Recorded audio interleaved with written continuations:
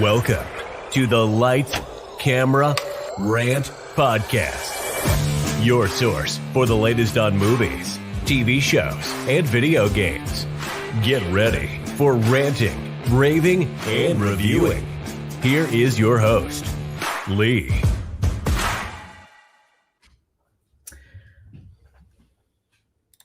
Hi everyone, and welcome back to another episode of Lights, Camera, Rant. And I have a very special guest. On the other side of the globe, I have the man, the myth, the legend who has not been on this podcast for 60 episodes, which is 60 weeks ago, which is my fault, which I do apologize. I've got Tom from Two Sides of the Podcast. How are you going, man? I'm good, man. It's good to be back. It's good to see your beautiful face. I mean, it's been a red hot minute. Fuck, it's good to see you, buddy. Likewise, man. It's been way too freaking long. And as I said, I just can't believe it's just how long it's been since you've come on the podcast, and the fact that we're also at 173 episodes, which is 173 weeks that we haven't missed a single week since starting. You know what? I am happy that it hasn't been that many weeks since we've spoken, though. We do keep in touch quite a bit, and that's one of my all-time favorite things. That we do. And which we should do it more, though. Okay, well, listen, is that not good enough for you? All right, I'm just doing my best here. We'll have a weekly call just to catch up. Hey, it's me. That's right. That's all you need, man. That's all you need. Yeah, I'm going to call you at some ungodly hour, which is prime time for me. Wake you up at 3 a.m. Just be, oi. I'm like, who the is this? I'm like, oh, hi. Oi, good day. Yeah, get it. Sorry, I don't want any. Thank you, Prince of Persia, whatever you are. That's all good. Well, it was such a pleasure to be back, though. I gotta see if I can hold my record for longest podcast on Lights, Camera, Rant.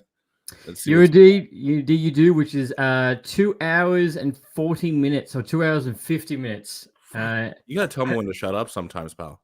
No, of course not. But I think it was. Well, I think we were talking about. I want to say it was. It wasn't Ted. It wasn't last time you were on here. We were talking about Ted Lasso. It was something big we were talking about. I think something with Superman, or the DC was changing at the time, and we just been the DC fandom episode. Actually, yeah, that was one, and we just 100%. We just ranted about the whole thing, and I think in the end, you were the one who was like, we should really wrap. Which is up. really weird. I must have had something to do. Normally, I would just be like, no, let's keep going. Yeah. I'm not done yet. I did say we were finished.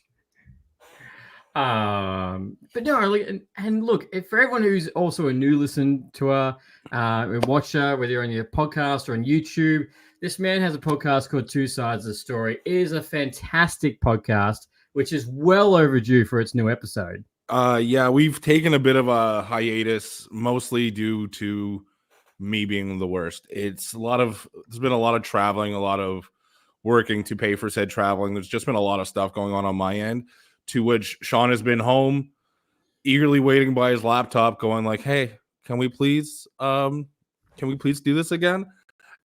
And there's just a lot of me going like, "Yeah, man, let's do this." And then I go, "All right, but I gotta go coach football real quick, and then I'll be right back." Or, "Hey, I'm just gonna go to Phoenix real quick, go to a Hootie and the Blowfish concert, but I promise when I get back, I'll have so much to tell you about." We're doing it.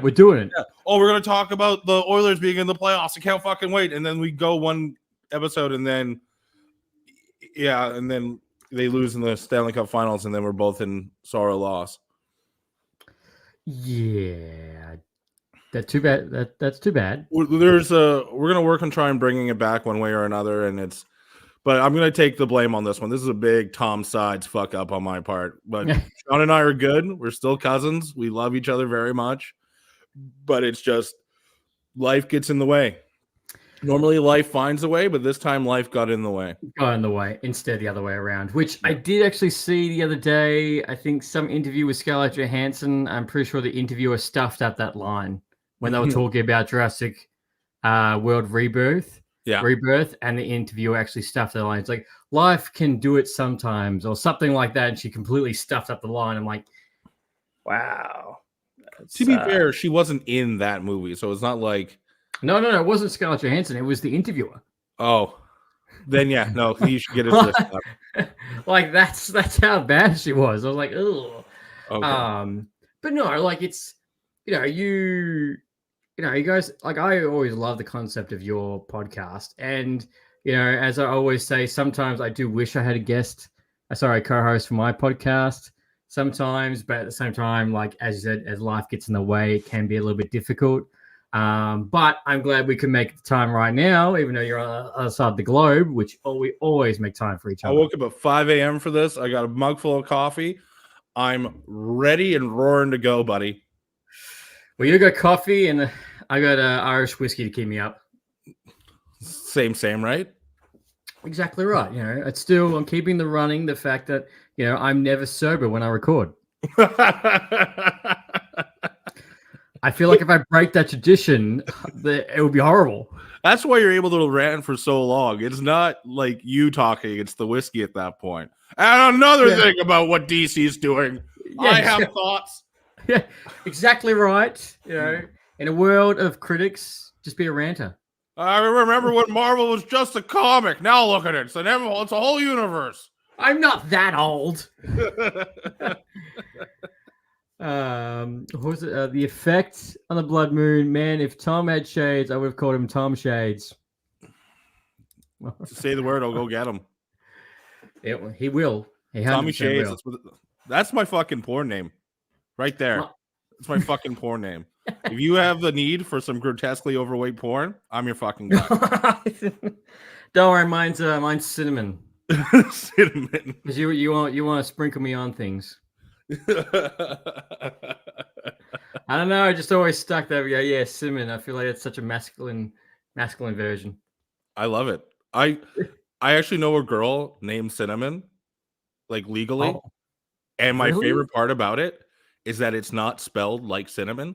It's like CYNNIMIN or some ridiculous thing. Cinnamon and it's yes, but it's pronounced cinnamon. And it's like the first wave of parents having creative names. Oh. And then I met her sister Savannah, and my first question to her is it spelt right? And she didn't get the question at all. She was a lovely girl though. Very nice. Very, very easy on the eyes. Very lovely person to talk to. I'm just a lot in public. No, I'm just trying to imagine you going up to a girl and being like, "Is your name spelt right?" Well, it wasn't like my opening line. Yeah. I introduced myself. Hi, my name's Tom. Is your name before right? I criticized it? Well, you spell your name right? Yeah. Fuck off. Oh, is it refresh my memory. Was it someone trying to bail you about Harry Potter, and just to spite them, you read all the books just to go back at them and be like, "Look here." Yes. Yes, it was. I had this argument where, based on all the movies, that the only character in Harry Potter to show any actual development was Neville Longbottom. He goes from like nerdy kid, shy, can't get out of his own way, to a fucking badass that chops the head off a snake. And then the person with my friend's girlfriend, she's my friend too. She was like, "Well, no, you haven't read the book, so you can't fully understand it." And I went, "Okay, give me 1 minute." And then 6 months later, came back with all the books read and went like, "Okay, after reading all the books, fuck you. I stand by my point." I just can't believe you did. Like that's insane. The fact what level you went to just to do that. I'm not like so unpetty that I won't put in the work to prove that I'm right. I read 1,000 pages of all the books. You know what? I'm still absolutely right. Yeah. Also, the effect of the blood moon. I got a question for Tom. Have you tried a beer or whiskey or anything that makes you drunk, Tom Shades? I mean, what type of drinker are you? I dabble in all the libations. Really, I got me and my buddy Snelly. I go over to his house for barbecue and bourbon. We call them meet and greets. Spelled MEAT. Obviously. And then, but there's nothing wrong with like cutting the grass and having a beer right after, barbecuing with a beer. The now aforementioned character of Tom Shades is quite a dude. which Lee, you got to experience firsthand in real life one day, and I promise to just appear in Aussie land, just be like, right, yeah, have a bit of a whiffle. You ready to do I don't know why I that? went English when I know you're Australian. Yeah, I don't know why either. But I'm like, oh, I'm here to do lights, camera, rant, and be a real life guest. That'd be dope. Yeah. Sign me the fuck up. I'll make it happen. I mean, if I can go to Phoenix to see Hootie and the Blowfish, I can go to Australia to see one Lee Morgan live and in person. I'm not convinced you have legs. I think you're just a torso with a hat on. You're 100%. Yeah, 100% true. I've never seen you stand up, Lee. I have no idea if you're capable of it. Actually, I'm trying to think. I actually have never stood in any of my videos. And you can just Photoshop legs in photos. So yeah, you could just be anyone. So like, you don't have a leg to stand on in this argument. Is what we're saying. You're right. I'll give you that one. You've got me on that. You got me on that. But and not to mention, I also like to say, which I was harping on before we started recording, is where is your bloody merch store? Well, you have to. It's a problem. It's an issue. But considering the podcast is on hiatus, putting out new episodes would be more of a forefront problem than having a merch store, right? And I know I'm saying this whilst wearing merch. Exactly right. You know that meme where you see the person dropping the card being like, pay up? That's me. Listen, man, one thing at a time. When we rebirth the podcast for like a third time, we will talk about an actual merch store and see that. Right now, we have like 4 listeners. One of them is you. So huge demographic in Australia. Really big there. Begging for a comeback. Begging. I'm right. I'm begging for a comeback.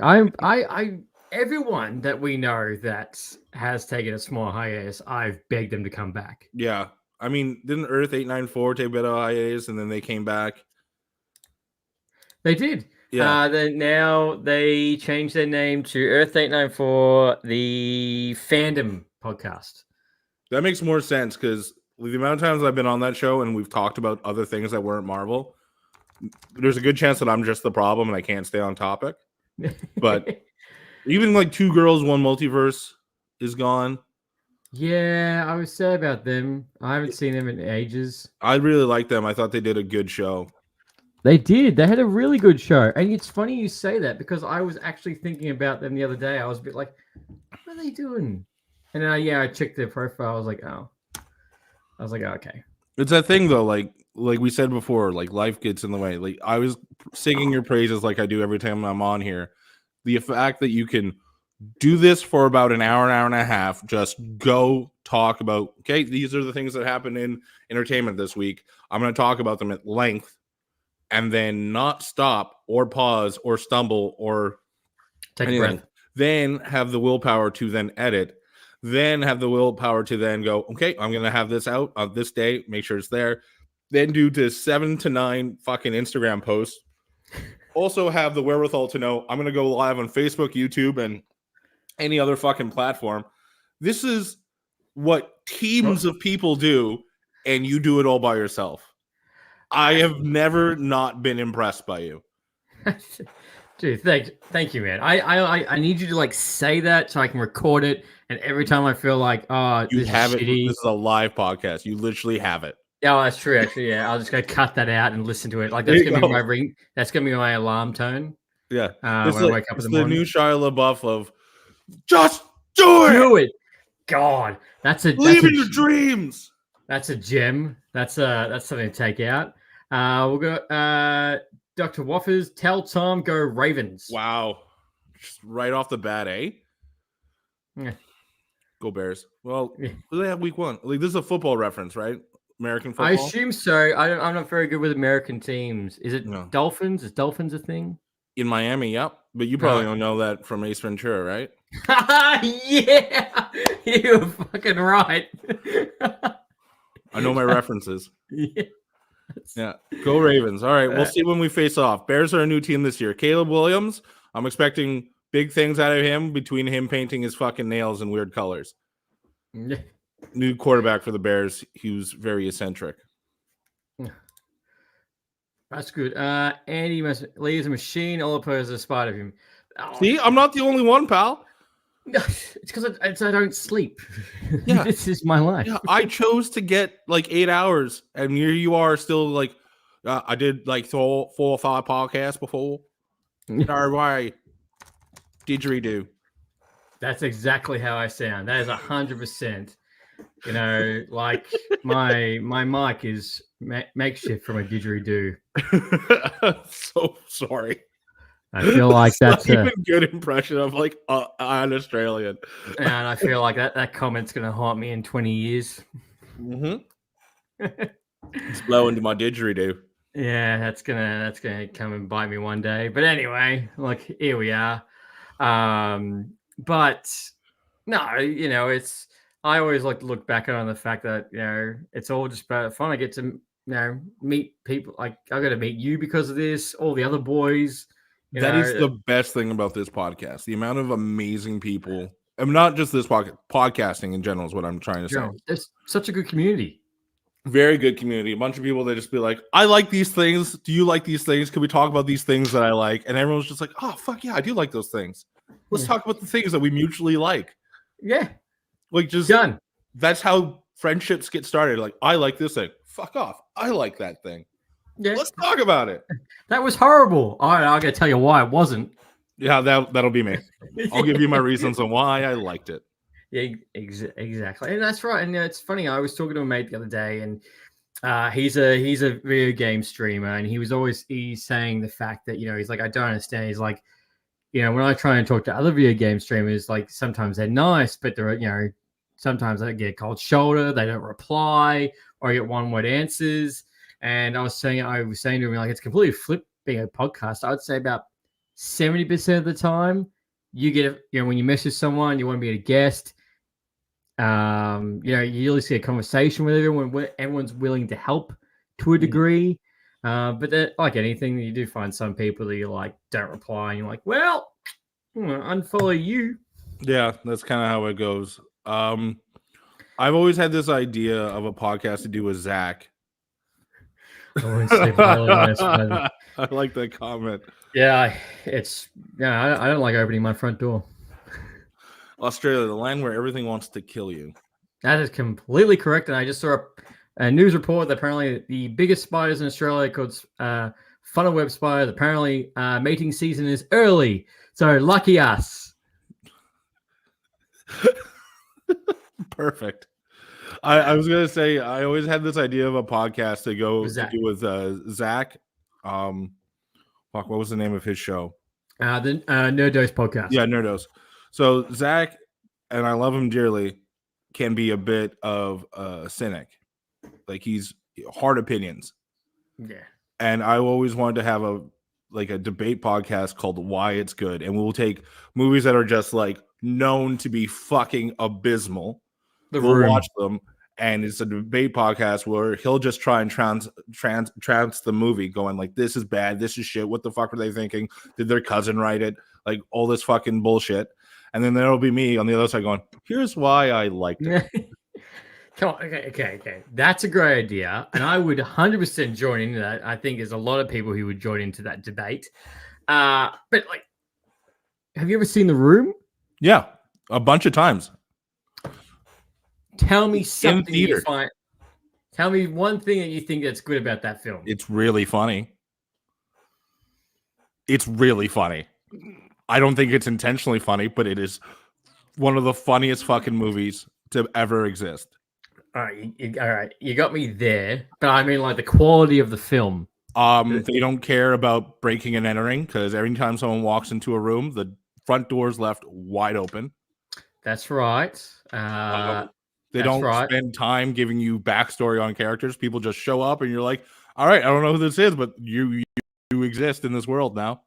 That's true. Or people get recast halfway through. Do you guys do that? Do you have like a small theater that plays that movie where you and people? Yep. Have you ever done it? I haven't, but I do know that they throw spoons and forks and stuff like that.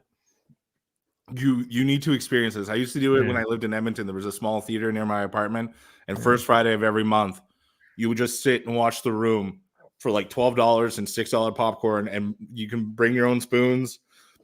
And anytime they had a glory shot of San Francisco, the whole crowd's going, meanwhile in San Francisco, because there's like 7 of them before you get to the next scene. And then you see a new character, you're like, who are you? Like, I liked how the mother-in-law gets cancer, but none of it gets resolved. It's just there. She doesn't get worse. She doesn't get better. She's just, oh, you have cancer. Carry on.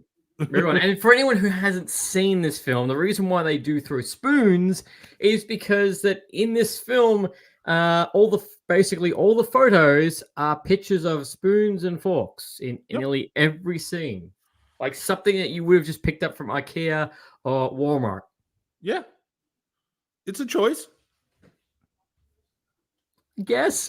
Oh, honey, what is your favorite utensil? Oh, don't worry, we have it framed on the wall. No. It's a metaphor for, honey, what do you want to do tonight? Spoon or fork? Well, it's funny you say that because you can do that, and it can be 3 different sex scenes, and it's still the same. When he fucks her belly button, that's the funniest. Like, it's a really funny movie. It's messed up. I haven't seen his other film yet, though. Neither have I, but one day. One day, put that on the list. Well, the seat at the flower shop. Yeah. Oh, hi, John. I didn't see you there. Even though he's like right there. It's like talking to an NPC. It's really fucking funny. Yeah. Okay, bye, doggy. Yeah, bye, doggy. I'm like, oh, cheep, cheep, cheep, cheep, cheep, cheep, cheep, cheep. Chicken. Oh. It's so funny. And the funny thing is, like, I just had a mate at work, and he's like, "You need to watch this." He's like, "You do a podcast, it's movie reviews." I'm like, "Yeah, that's what I do." He's like, "You need to watch it." He's like, "You just need to sit down and watch it." And when I got first watching it the first time, at the end, I was like, "What the hell did I just watch?" Have you seen Troll 2? No. It's this indie awful horror film, and it's about this people that go into town and they get attacked by these trolls. And the best part about it is that in the movie, they're never called trolls. They're actually called goblins. Even the name of the street is like Nimblog, which is goblin backwards. And it's a whole oh my god thing. It's like, they killed them. They're gonna kill me. No. And like, that's a scene. Wow. Actually, the last movie I watched that I thought this was actually the last 2 movies I watched where I thought this is utter trash is Madam Web this year, and last year was Don't Look Up. Did we fight about this? Because I felt like we fought about this already. Because Don't Look Up, I thought was fantastic. No, then we would have definitely fought about it, 100%. No, I have to completely disagree with you. Like, I understand the mission statement for the movie, but the execution was bad. And what execution? Like, I don't understand. Like, it's exactly how all that would have happened. Have you not been paying attention to American politics? I do. It's all in my news feed. Yeah, like that. But that's exactly how all of this would have happened. And then, I'm like, the icing on the cake is that they get sent to another planet, and then that woman gets eaten by that alien. Just like that machine predicts. Hilarious.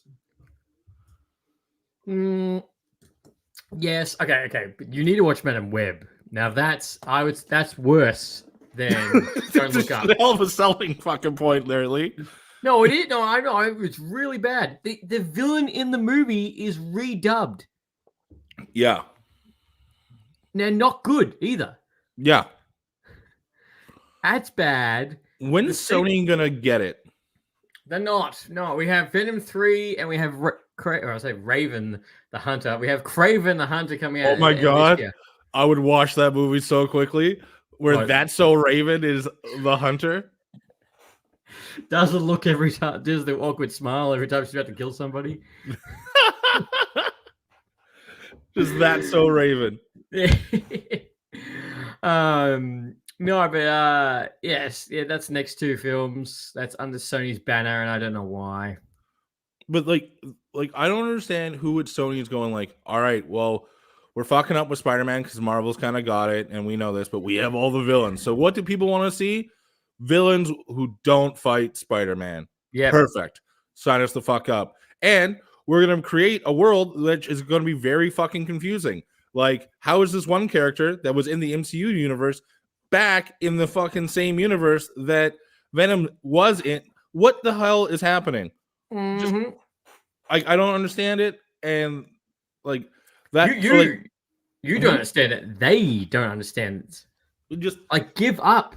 Like I just don't understand. Like there are people that are paid millions of dollars to do like this job, and they went like, yeah, but that was in Spider-Man. That wasn't in this, and you're just like, yeah, but they won't know. Yeah, that's what we fucking do. We're nerds. We're gonna pay attention to all the fucking details. That is what we do on a daily fucking basis. You're gonna be like, it's that Leonardo DiCaprio meme of like, that's fucked up right there. That right there is fucked. Yep. 100%, man. I still don't get it. Like after what was it? It was Morbius. Like that was bad. And then like, here's my thing about this too: is Spider-Man has some of the best villains in comic books. He does. He has flipped from DC to Marvel. Well, Spider-Man is Batman. Yeah, they have the best rogues gallery. 100%. And they're taking these amazing villains and they're going like, all right, watch how we fuck this one up. Cool. Yeah. Like imagine a Two-Face, a Clayface, and the Joker movie. Actually, Joker's probably a bad example because we do actually have a Joker movie. But a Penguin movie that doesn't contain Batman. I can't use Penguin because we're getting a TV show. All these things that you're mentioning exist. Yeah, I'm trying to think of Scarecrow. But here's the thing to your point is like those things work because they understand what they're doing. You can do a solo villain movie where they don't face off against the hero, and it can work because we've seen it work, right? But you have to go all in and don't make them the fucking good guy. Not the anti-hero. Yeah. Like my big thing with Venom is that he's not good until much, much later. He's losing that battle between Eddie Brock and Venom for a long fucking time till fucking something dawns on him. And then, even then, we have anti-Venom after the fact, which is Flash Gordon, if I'm right. No, anti-Venom's... No, sorry, Flash Thompson. Yes. Flash Gordon's the superhero from the 80s. Yeah, I was like, I'm pretty sure that's like a song. I got my Flash. Flash. Center of the universe. But yeah, like there's things that you can do, and like I would have been okay with like a Venom versus anti-Venom kind of thing, but we're not getting that. No, I would have been cool with like.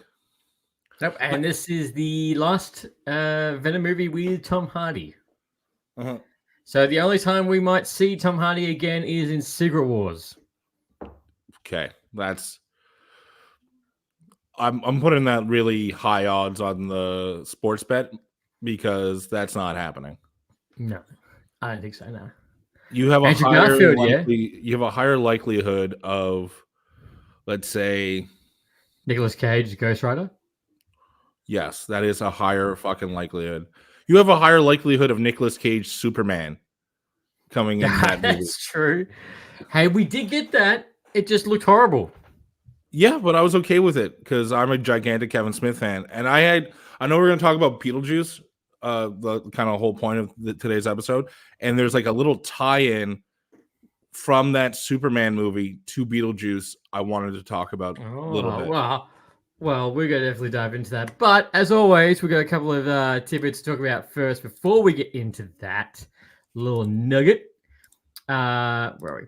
Now, we've got in the past week, which we're going to touch on the most pop culture news, the hot topics, is that the very first one is rumored that Josh Brolin will play Hal Jordan in the brand new Lanterns TV show that will be on HBO Max.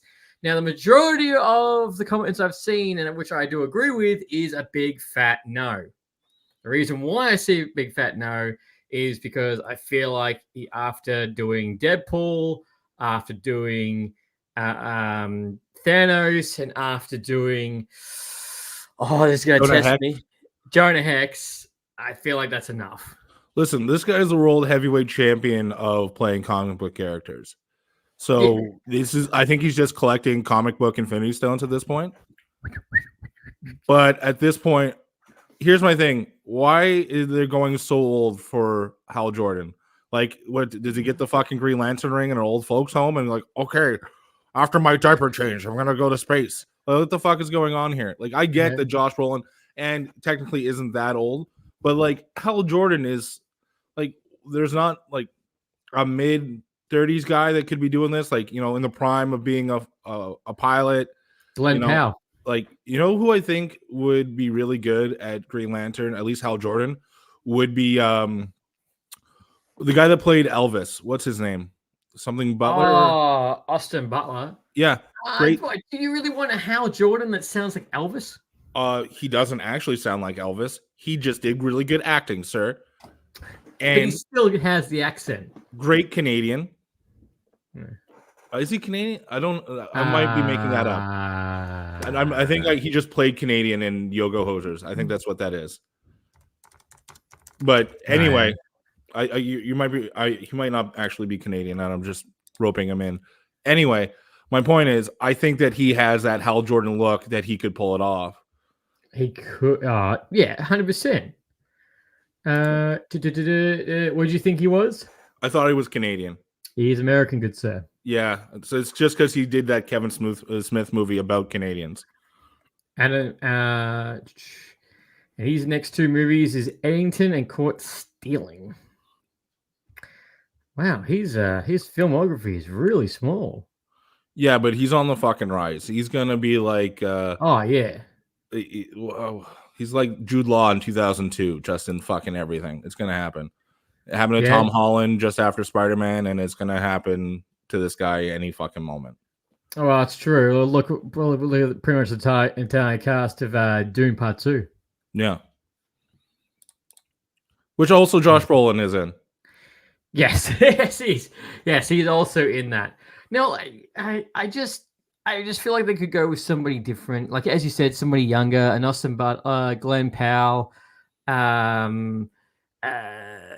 That's pretty much the top I can think of off the top of my head. Anyone from Bridgerton. But if the story premise of this is him passing the ring on to, like, say, a Kyle Gardner or Jon Stewart. Well, Jon Stewart is established at the same time as Hal Jordan, so like I like the idea. I think it's supposed to be a Hal Jordan, Jon Stewart buddy cop movie show. That's what my understanding was. It's definitely, well, I think the original thing was meant to be Green Lantern Corps, and now it's changed into Lanterns. Yeah.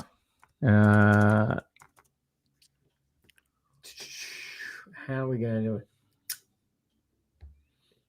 it? Yeah, it's basically a buddy cop TV show of both Hal Jordan and Jon Stewart. Yeah, so investigating a murder on Earth, which will premiere on HBO Max in 2025.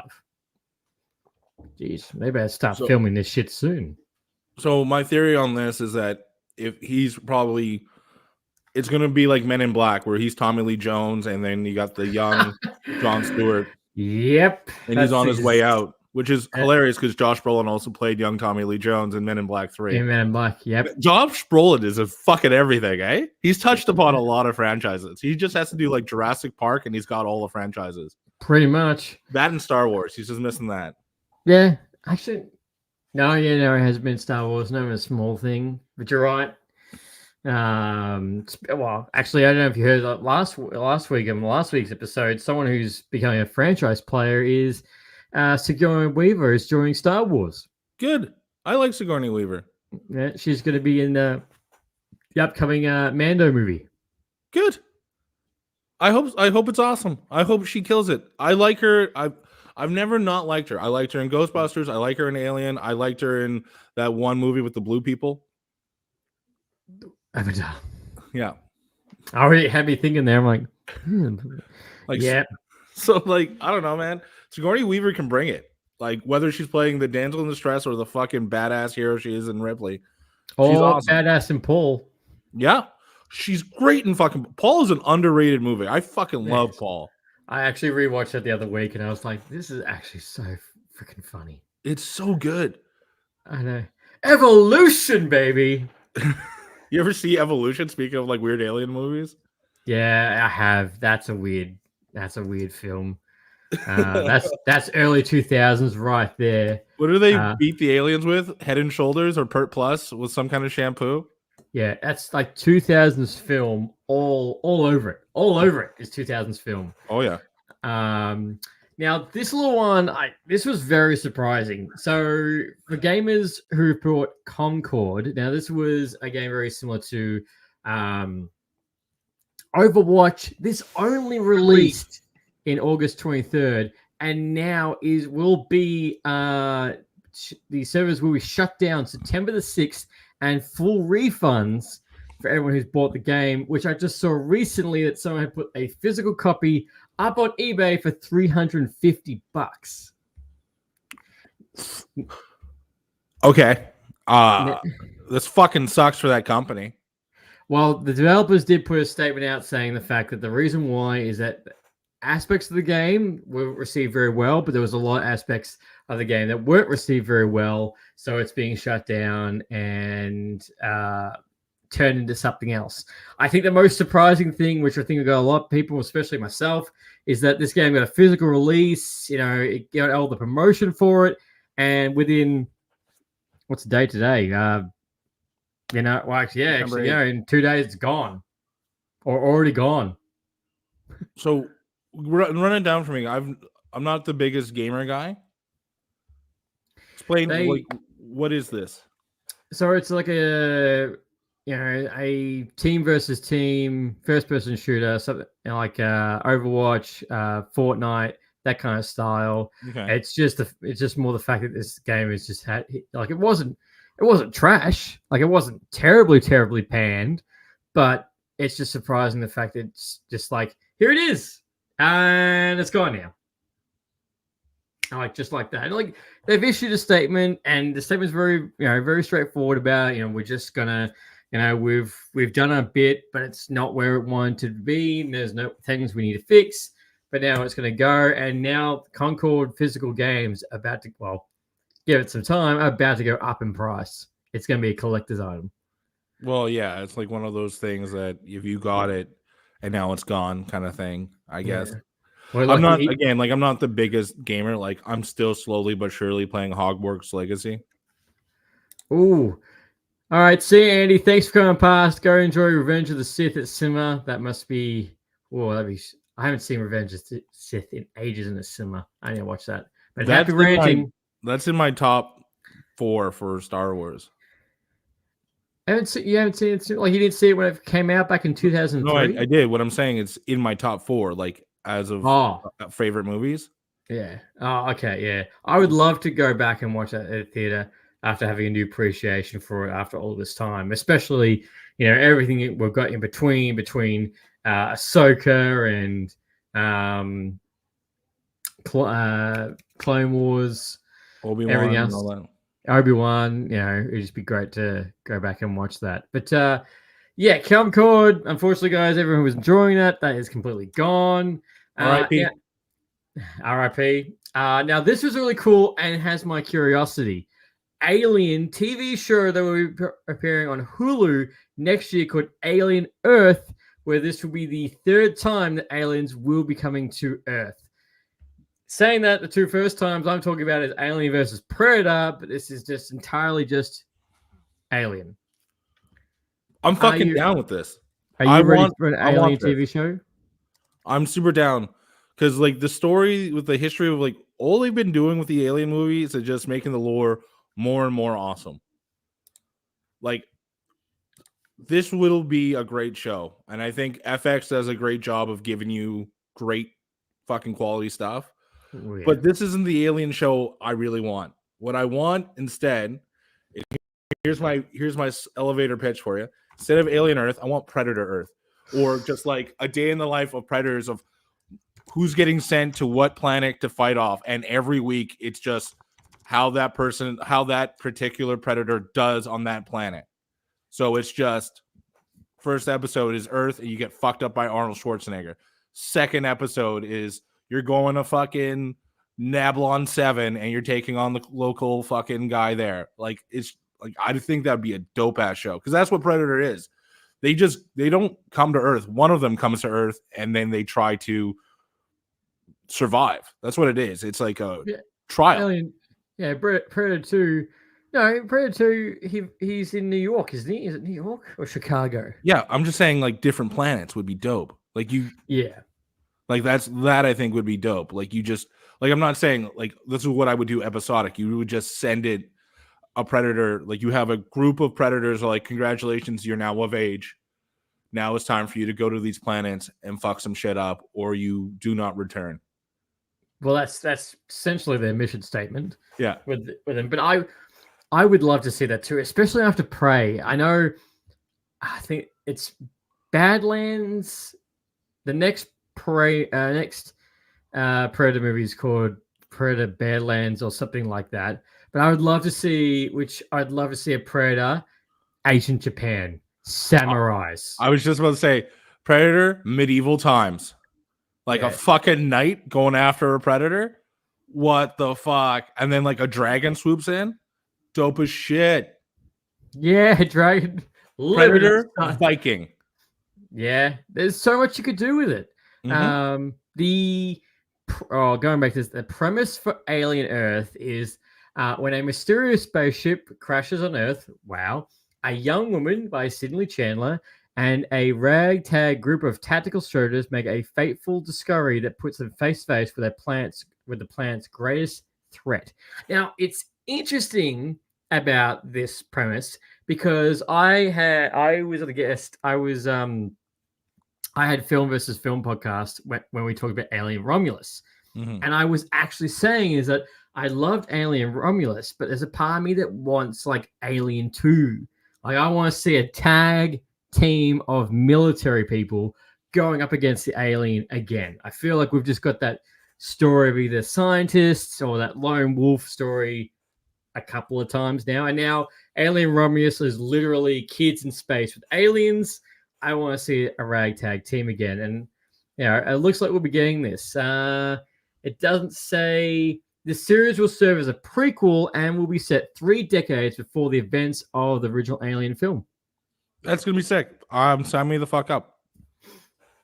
I love the Alien franchise. I do think Aliens is a little bit better than Alien because of that Alien 2, like, just like game over, man. Game over. Game over. Yeah. Like, game over. I do love the creepiness of the first Alien. I do think it was ahead of its time and all that stuff. Like, it's iconic.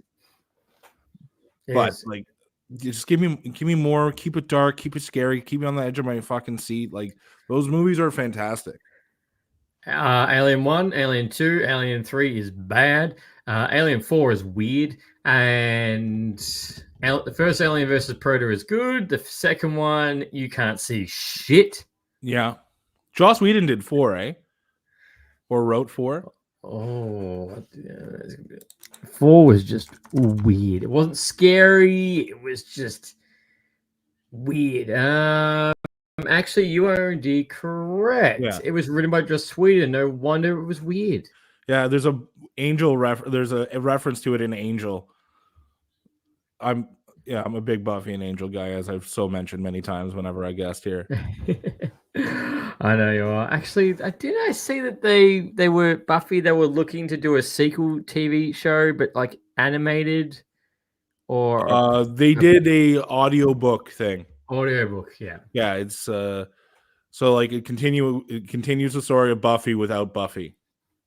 Sarah Michelle Gellar isn't in it, but a bunch of other characters came back. So I think what they did was at the end of Buffy, there's a whole bunch of Slayers now because they gave the power of the Slayer to everyone that could be a Slayer. That's how they fight the vampires, all these potential Slayers. And then she just goes off trying to train and other stuff. So I think it's more like an organization now than anything. Yeah, like a team. Yeah, which I'm fine with. Like, it was cool. Like, those shows were fucking awesome. Minus like season 4 Buffy, where it's just a lot of whining and complaining. But aside from that, Buffy's fucking awesome.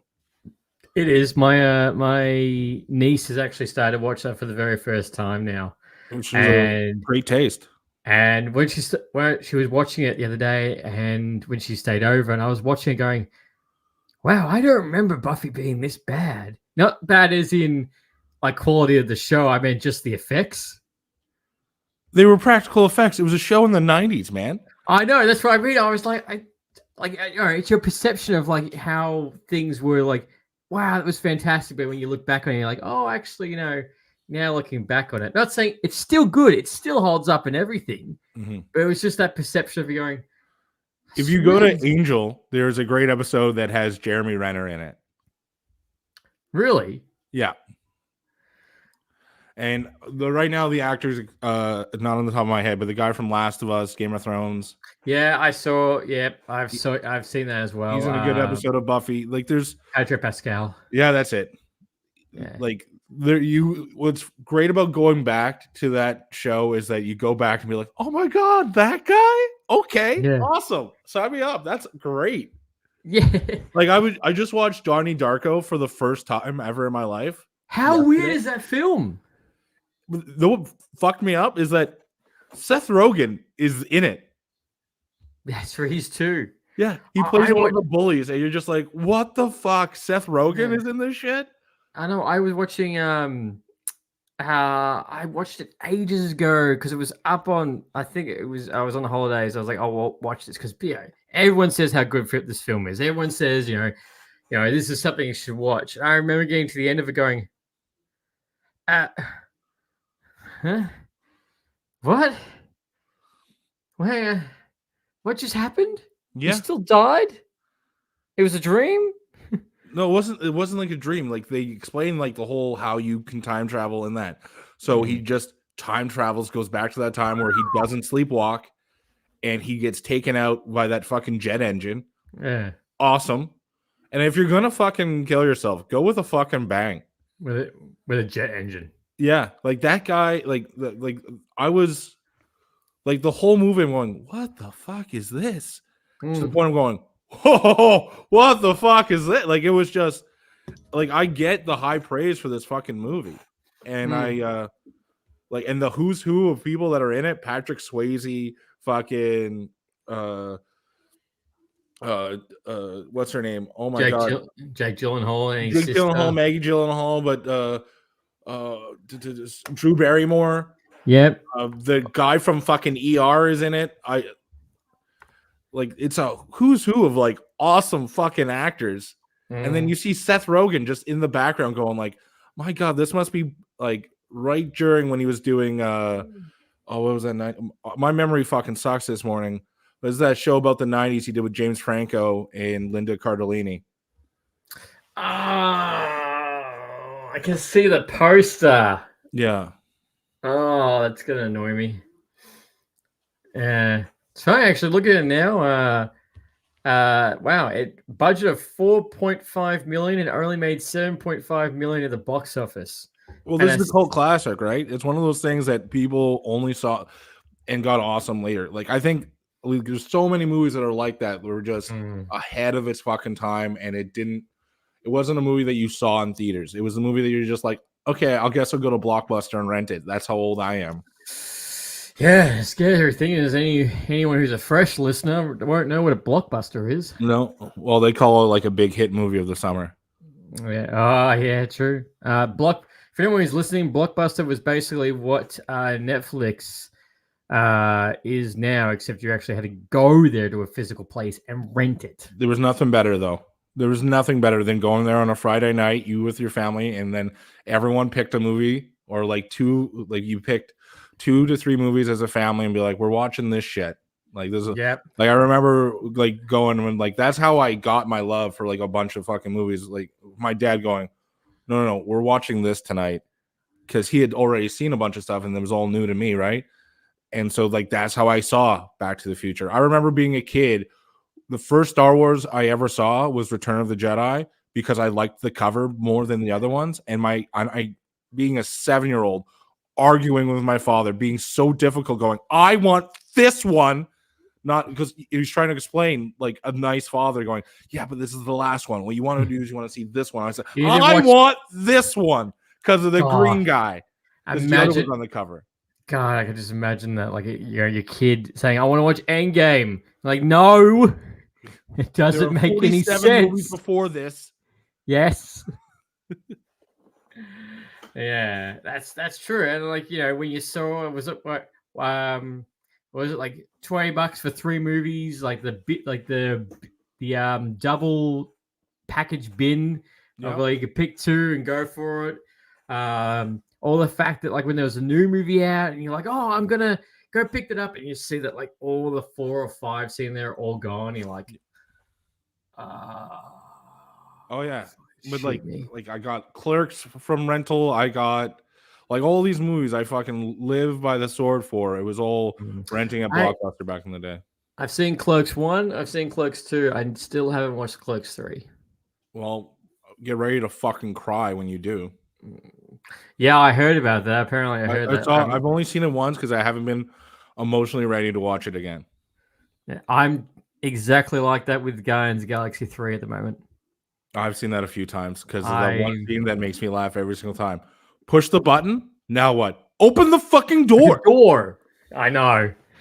Now what? No, I can't watch it because like I teared with the whole. Oh, the how they use the song. Dog Days Are Over at the end. Yeah. Oh, James. This is why I have high hopes for the DC universe because James Gunn knows what he's fucking doing. Mm-hmm. Which, speaking of that, we actually did get a release date for his brand new TV show, Creature Commandos, which is the first animated project of the brand new DC EU. I think this is just DCU now, isn't it? No, DCU. Sorry, yeah. DCU. Yeah, they dropped the E. Yeah, it's no longer. I'm down with. Like, one of my favorite things is that you give James Gunn a weird fucking premise and a weird like ragtag group of misfits, he's gonna give it to you perfectly. Like he's put out banger after banger after banger. Like there are some like movies that didn't like do great, but are fucking awesome. Like have you seen Slither? No, but I do that with Suicide Squad. Suicide Squad, fantastic. Yeah, that's right, Scooby-Doo too. I know Suicide Squad, his version, I know didn't make a whole lot of money, but that was still a lot better than the first one. I don't care what anyone says. Like, I stand by Suicide Squad 2. I think if you put James Gunn at the helm, it's going to be good. I have high hopes for the Superman. Everyone's shitting on the fucking costume. I haven't seen anything more fucking comic book accurate in forever. Like, that looks, honestly, it looks so good to me. The S makes more sense to me now than it ever has. Because now it actually looks like a symbol instead of just an S inside of a diamond. I'm not gonna lie, and you're probably going to have an argument about this. When I first saw the suit, I was like, I like Henry Cavill's. You know what? This is the thing that pisses me off the most. Where was all this Henry Cavill love when fucking Man of Steel came out? I liked Man of Steel. You and me and like 6 other people apparently. I like that. I thought we want Henry Cavill. Then every movie he did subsequently got fucking shit on. Well, for being way too dark. Well, yeah, I still have a solid arguments about Batman v Superman, but he was good at Man of Steel. Batman v Superman has its fucking moments. It's not perfect. Well, I don't like the fact that Batman kills people. No, I could do without the Martha scene. But you take out those 2 fucking things, it's a pretty pimp movie. The Do You Bleed, the Batman versus Superman fight scene is metal as fuck. Take out Jesse Eisenberg too. Jesse Eisenberg becomes awesome at the end of the movie when he loses his hair. If you ignore the fact that he has long hair. 2 seconds. For 2 seconds. Yeah. But the arrogance, the charisma, like what he brought to Lex Luthor was a fun style of Lex Luthor that I haven't seen since Michael Rosenbaum. Yeah, true. I Will Die on the Hill is the best Lex Luthor we've ever gotten. He is the best Lex Luthor. And I'm very, very curious to see what Nicholas Holt's going to do in the role. And I think he's going to nail it. I hope he does. I think Nicholas he's going to Hoult is absolutely nail it. an amazing actor. Yeah, I think he's gonna really push out the part. No, and look, I said I think when I did my small video about the new Superman suit is like it's definitely more comic book accurate. I do like it to a degree. Like it might be one of those things that I need to see on film to see it actually in the flesh properly. But at the same time, I liked Harry Campbell's suit because it was sleek. It looked like a battle suit. Like it made sense. Okay. Like it made sense. You understand, like the suit wasn't like for that, right? The suit was just this is what we wore on Krypton. That I do know, yes. And like what I like that the S on the chest doesn't really look like an S on the chest anymore. Like it's the Kryptonian symbol for hope. That's what it is. And now it doesn't look like here's a letter we have in English that we have on Earth that we just surrounded with a barrier. It actually looks like a different, like an emblem or a like it looks more like Japanese. Like you know how they right? It looks more like something like that. It looks like something you would see. It looks like more like a hieroglyphic. Like it looks something a little bit more out there. And I fucking love that shit. You're making it seem like, okay, so Krypton is its own fucking, like, Kryptonian language. It's its own fucking thing. Like, they did this, conveniently speak English too. Like, it's a whole thing. And different I'm culture. here for it. Yeah, 100%. So, but look, I have high hopes for Superman. You know, as it was called Superman Legacy, now it's called Superman. I have high hopes for it. It's good to go dive back into this world. A Superman solo movie is well overdue, and see what it's going to bring to the table. What new villains? What it's going to be like. I'm stoked to see Brainiac. I think Brainiac's going to be like the villain I've always wanted to see Superman. Oh, 100%. I also do like the fact that they have taken the Spider-Man Homecoming approach to this, as in he's already established. He's already established. You don't need to be seeing him on a effing farm. You don't need to see his spaceship. But that's my thing, right? For years, we've had to get origin stories for all these like comic book characters where there's kids that are born today that already knows that Bruce Wayne's parents were killed in a fucking alley. Yeah. Like they're born, like that is common knowledge for newborns. Yeah. Like everyone knows that Superman came from Krypton. Like we can just pass by and just like mention it. Like, yeah, I remember when I came to Earth from Krypton after my planet blew up. Done. Yeah. Don't need to see it again. But like there are movies that I wish we did get that we never got because I wanted a sequel to Brandon Routh's Superman so badly. Oh, yeah. Because like that movie sucked. I will say that. Like it's really hard for me to say something nice about that movie because Superman doesn't punch anyone in the face once in that movie. Oh my God. You're right. Yeah, not once. But it takes a bullet to the eye. Yep. But like nothing fucking else happens at school for Superman, really. And he's like an emo stalker kid where he's just like, no one understands. I'll just watch Lois from a distance. Yeah, with my baby. But like, what's cool is that like I think who was it? Brett Ratner that did it, or is it?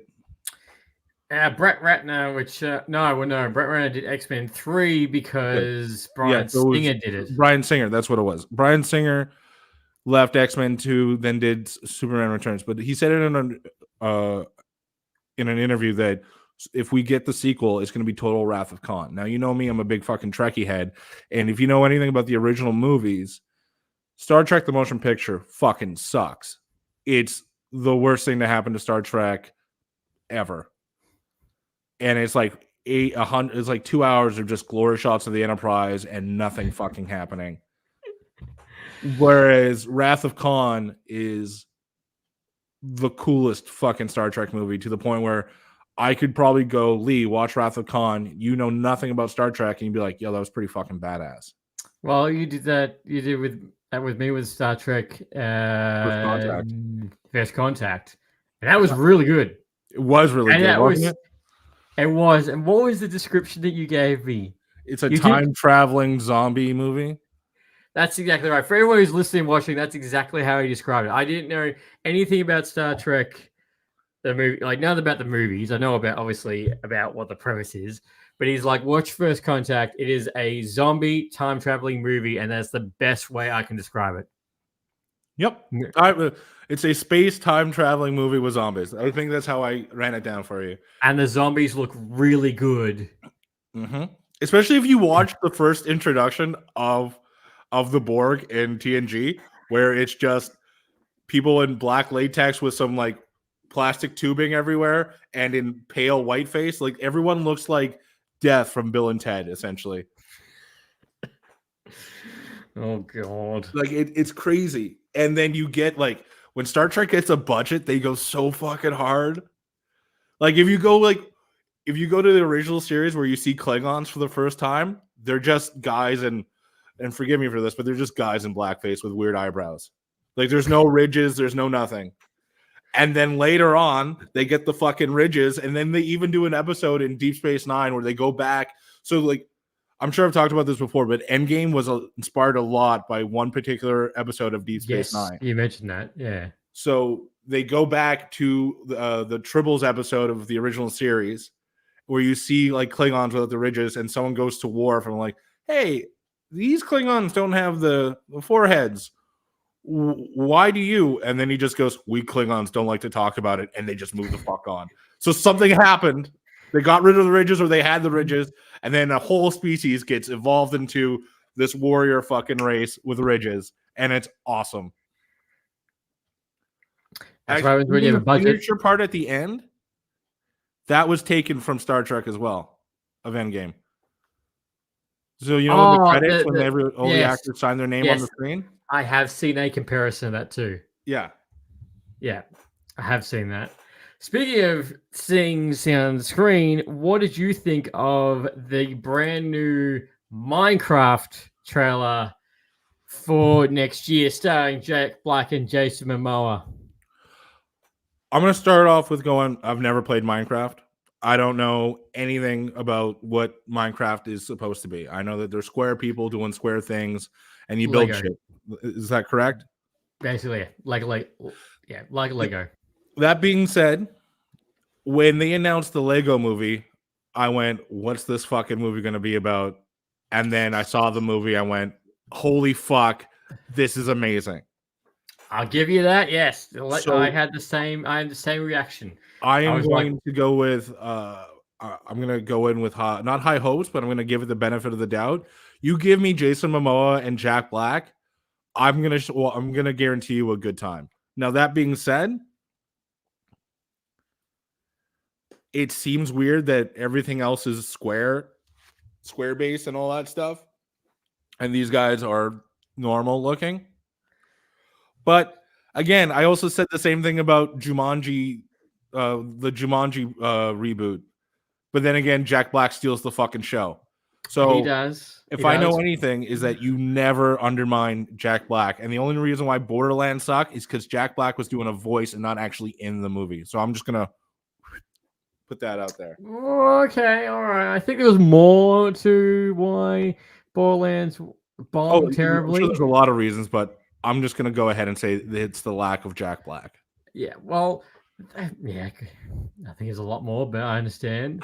The Minecraft, I watched the trailer and I was just like... Well, it was just a teaser, right? It was like 38 seconds?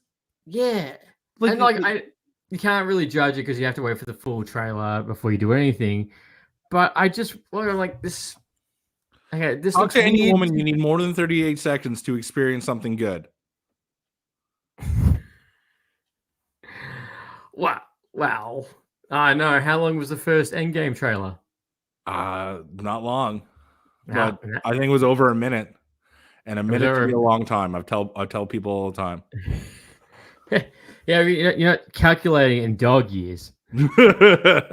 What I'm saying is that I haven't seen enough to know that it's going to be good or bad. I have seen enough to go, they have people in the Minecraft universe. Okay, that's what I know. So yeah, like that's super entertaining to me. Like how that looks, I think is really funny. Jack Black looks awesome. He's talking about Jack Black. Yeah, and he's just. But Jack Black looks awesome, and the fact they have this whole build up, you're just like, who is this guy? I am Steve, and that's funny to me. That's it. Like, Yeah. if anything, I'm gonna be entertained by Jack Black for 120 minutes.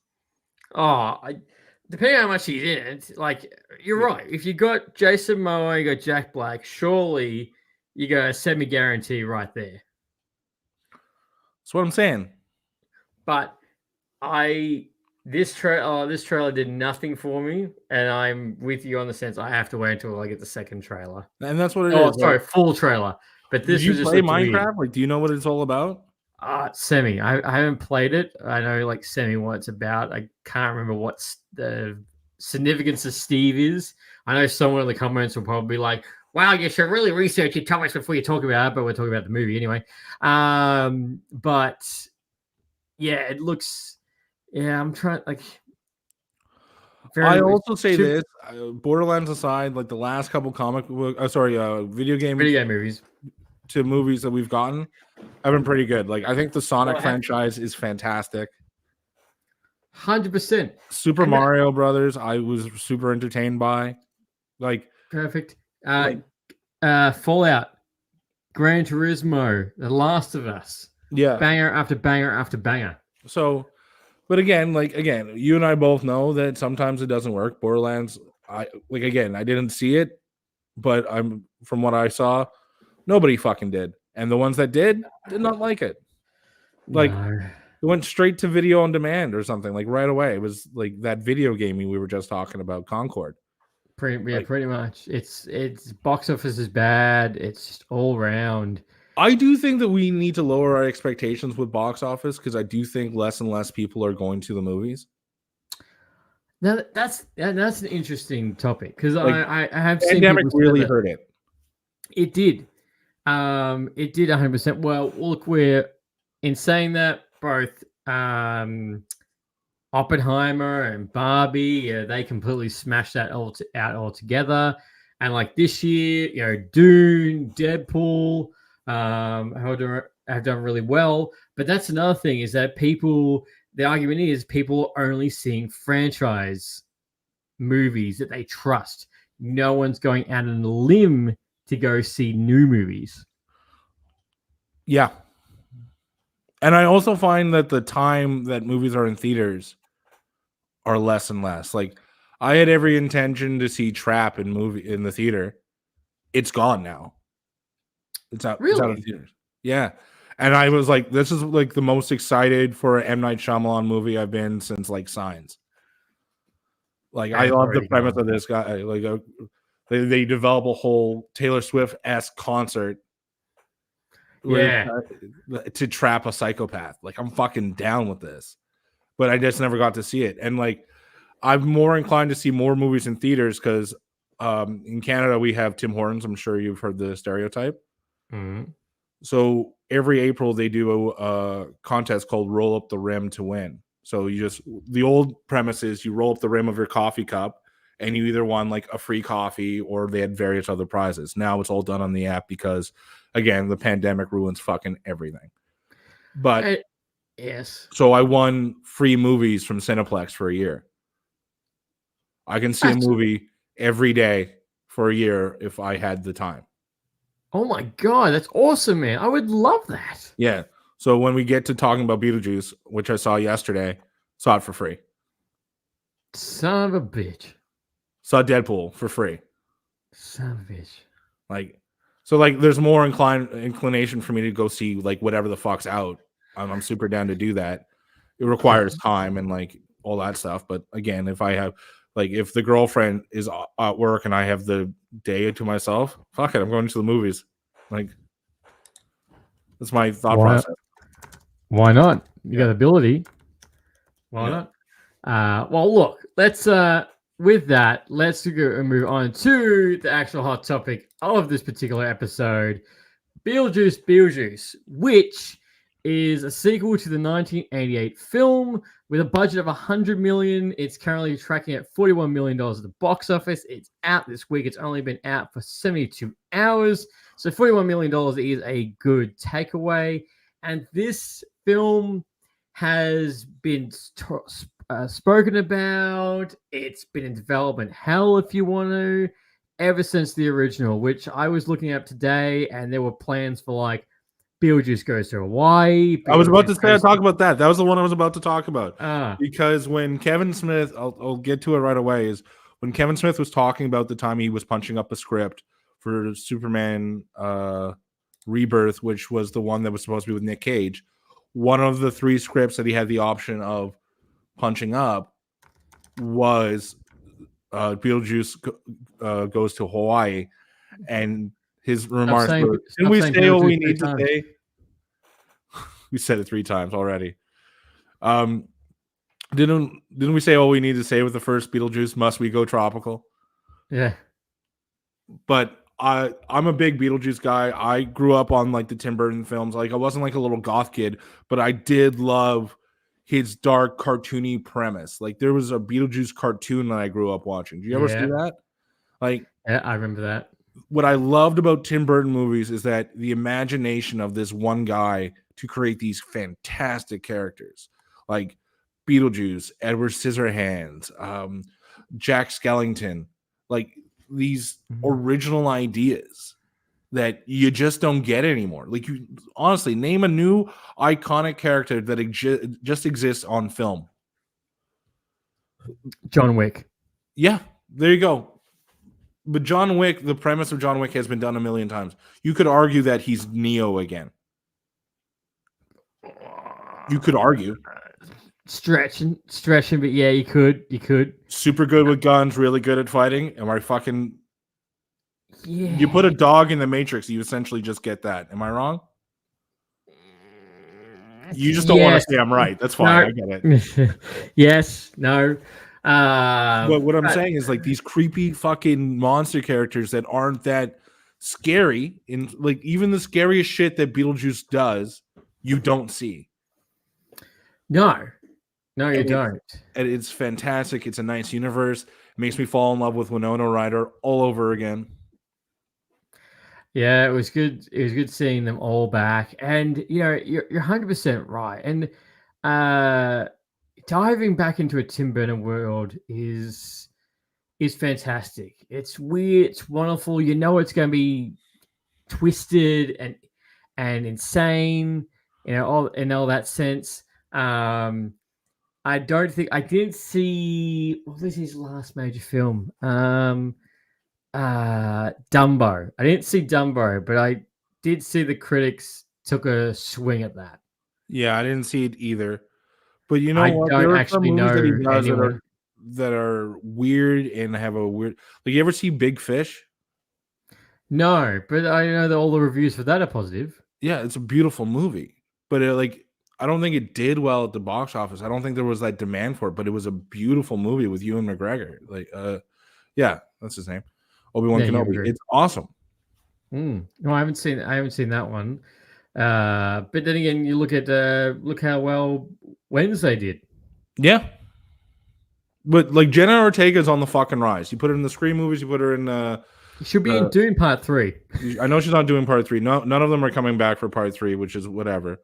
But you put her in those Scream movies where she kind of got her break, and then you have her as Wednesday Addams. Like, she is on the fucking rise of stardom, and I'm here for it. Like, and she's got her niche right now of like that creepier side of things.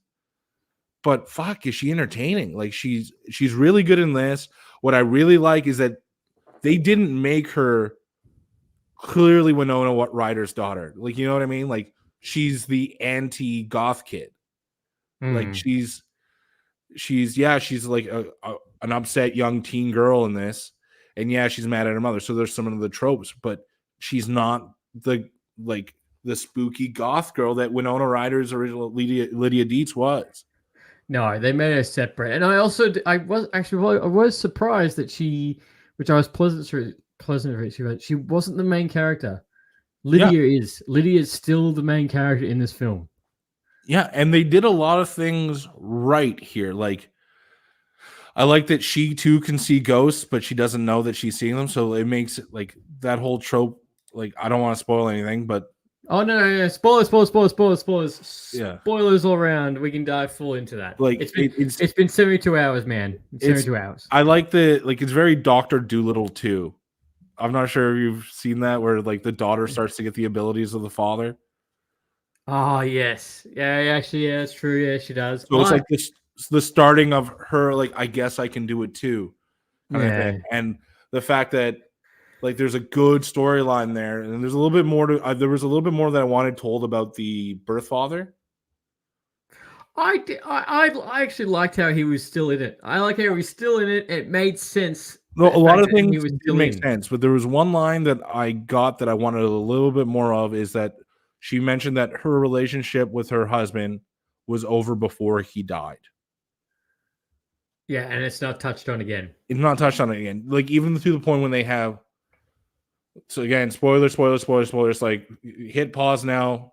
But like when they have that reunion, it's More reunion for Astrid. it seems more like they never stopped loving each other. There was, you know what I mean? There wasn't like, where was the falling out? Like, I guess it's like that thing where you see someone you've always cared about for a long time, you see him again, regardless of the last time you saw them or whatever. Maybe it's that, but I do think that there's still a little bit to be told there. But I did love this. What's your premise? What's your theory on where they go? Like where they go to die? Do you think that that's purgatory and they just gave everyone jobs in purgatory to help organize it? Because purgatory is supposed to be like a standstill. You're stuck here. That's my theory. I think it is purgatory, isn't it? That's where they never go out and say it. They no. just say this is the afterlife. Like, this is where you go when you die. Because it's like then there's the train saying go to the great beyond, and then they've got underneath purgatory, which is where usually the snake is. Mm-hmm. Which the is snake, still the snake is on Saturn, on Titan. He's in the moon on Titan. Oh, that's right. I did like the reference. It was like, oh, why were on Saturn? Like, that was never pointed out in the first one. Yes, it was. Was it? Yes, it was. He goes, "You ever been to Saturn? I've been to Saturn. I hate the sandworm." Oh, he does too. Yeah. I completely forgot about that. Yeah, they say it's Saturn in the first one, man. There was a lot of good tropes. A lot of good callbacks. Oh, there was. There was. This is 100% a solid sequel to that first one. I'm really glad they went in this direction and didn't do Beetlejuice goes to Hawaii or goes to Paris or goes to Haunted Mansion. Mm-hmm. I do think that there's like a story to be told where Beetlejuice goes and fucks up someone else's life. Like, that's the beautiful thing about being a ghost. You can fuck up anybody. But I do like how he's back in purgatory. They give him a really shitty job and he's just stuck doing that. I love the Bobs. Yeah. I felt so sorry for Bob through the whole film. Like, he was like the underrated MVP of the whole thing. I thought he was going to get a line when they undid his lips. I thought he was going to get a line in there. So did I. But Michael Keaton killed it again with this character. The voice, the reaction and stuff when they go, Peter, that is fantastic. And it got me every single time. The inappropriate humor that he's doing with everybody. Not politically correct at all. And I loved it. Yeah, not politically correct at all. And it's exactly like they just like they said, they just continue it. And I feel like there is a third story to be told here. And Beetlejuice is going to be another good one. I thoroughly enjoyed this. Well, there is someone did ask Tim Burton that, and his comment was along the lines of saying, it's taken this long to do this one. If we wait as long as we do the next one, I'll be like 100. And like, nah. Yeah. Like, again, but if Warner Brothers, that's my big thing with like Warner Brothers in general. They don't know the good stuff that they have. And I feel like, and you can look at the DCEU for this. They want to be so hands-on with their franchises because they're so protective of it that they don't let the creators create. No. And you can tell this is completely Tom Burton's baby. This is completely his baby through the entire film. And every character has their moment. I do love how it is a straight continuation. And like as I said, like with Charles, like I like how he stayed in the movie the whole time, and I love how I like how they didn't give him a head, so they didn't have to bring him back, because that actor turned out to be like a bad guy. Did he? I'm pretty sure he got caught on being like a pervert. Oh, Like, I'm pretty sure. Oh, we gotta check this out. Yeah, you might want to look into that. I'm like, it's one of those things. Like that. Like I was surprised that they showed his face in pictures so much because of it. Like I thought they were just gonna completely cut him out. I don't. Maybe even double check who did the voice acting for the dead body. It wasn't him. I checked for that. It wasn't. You are 100% correct. In 2003, Jonas was charged with soliciting a minor to pose for inappropriate photography. He's pleaded to no contest and a subsequent arrest for failing to update his something offender status. Yeah. So, ooh. So clearly he wasn't invited back, but I'm surprised that they had this picture on the tombstone to, like, I think it looked like him. Like, I'm not sure if it was him. Like, it may have been like it looked like 100% like him. Yeah. And Justin Theroux was super fucking entertaining on this. Like he's an underrated actor. When he gets a part, he's like a modern day Nick Cage in the sense that he just gets a role and just fucking takes it to the extreme as much as he can. This douchey actor, modern day person, when he goes like, "You feel your feelings," and it just turns out to be the biggest douche in the universe.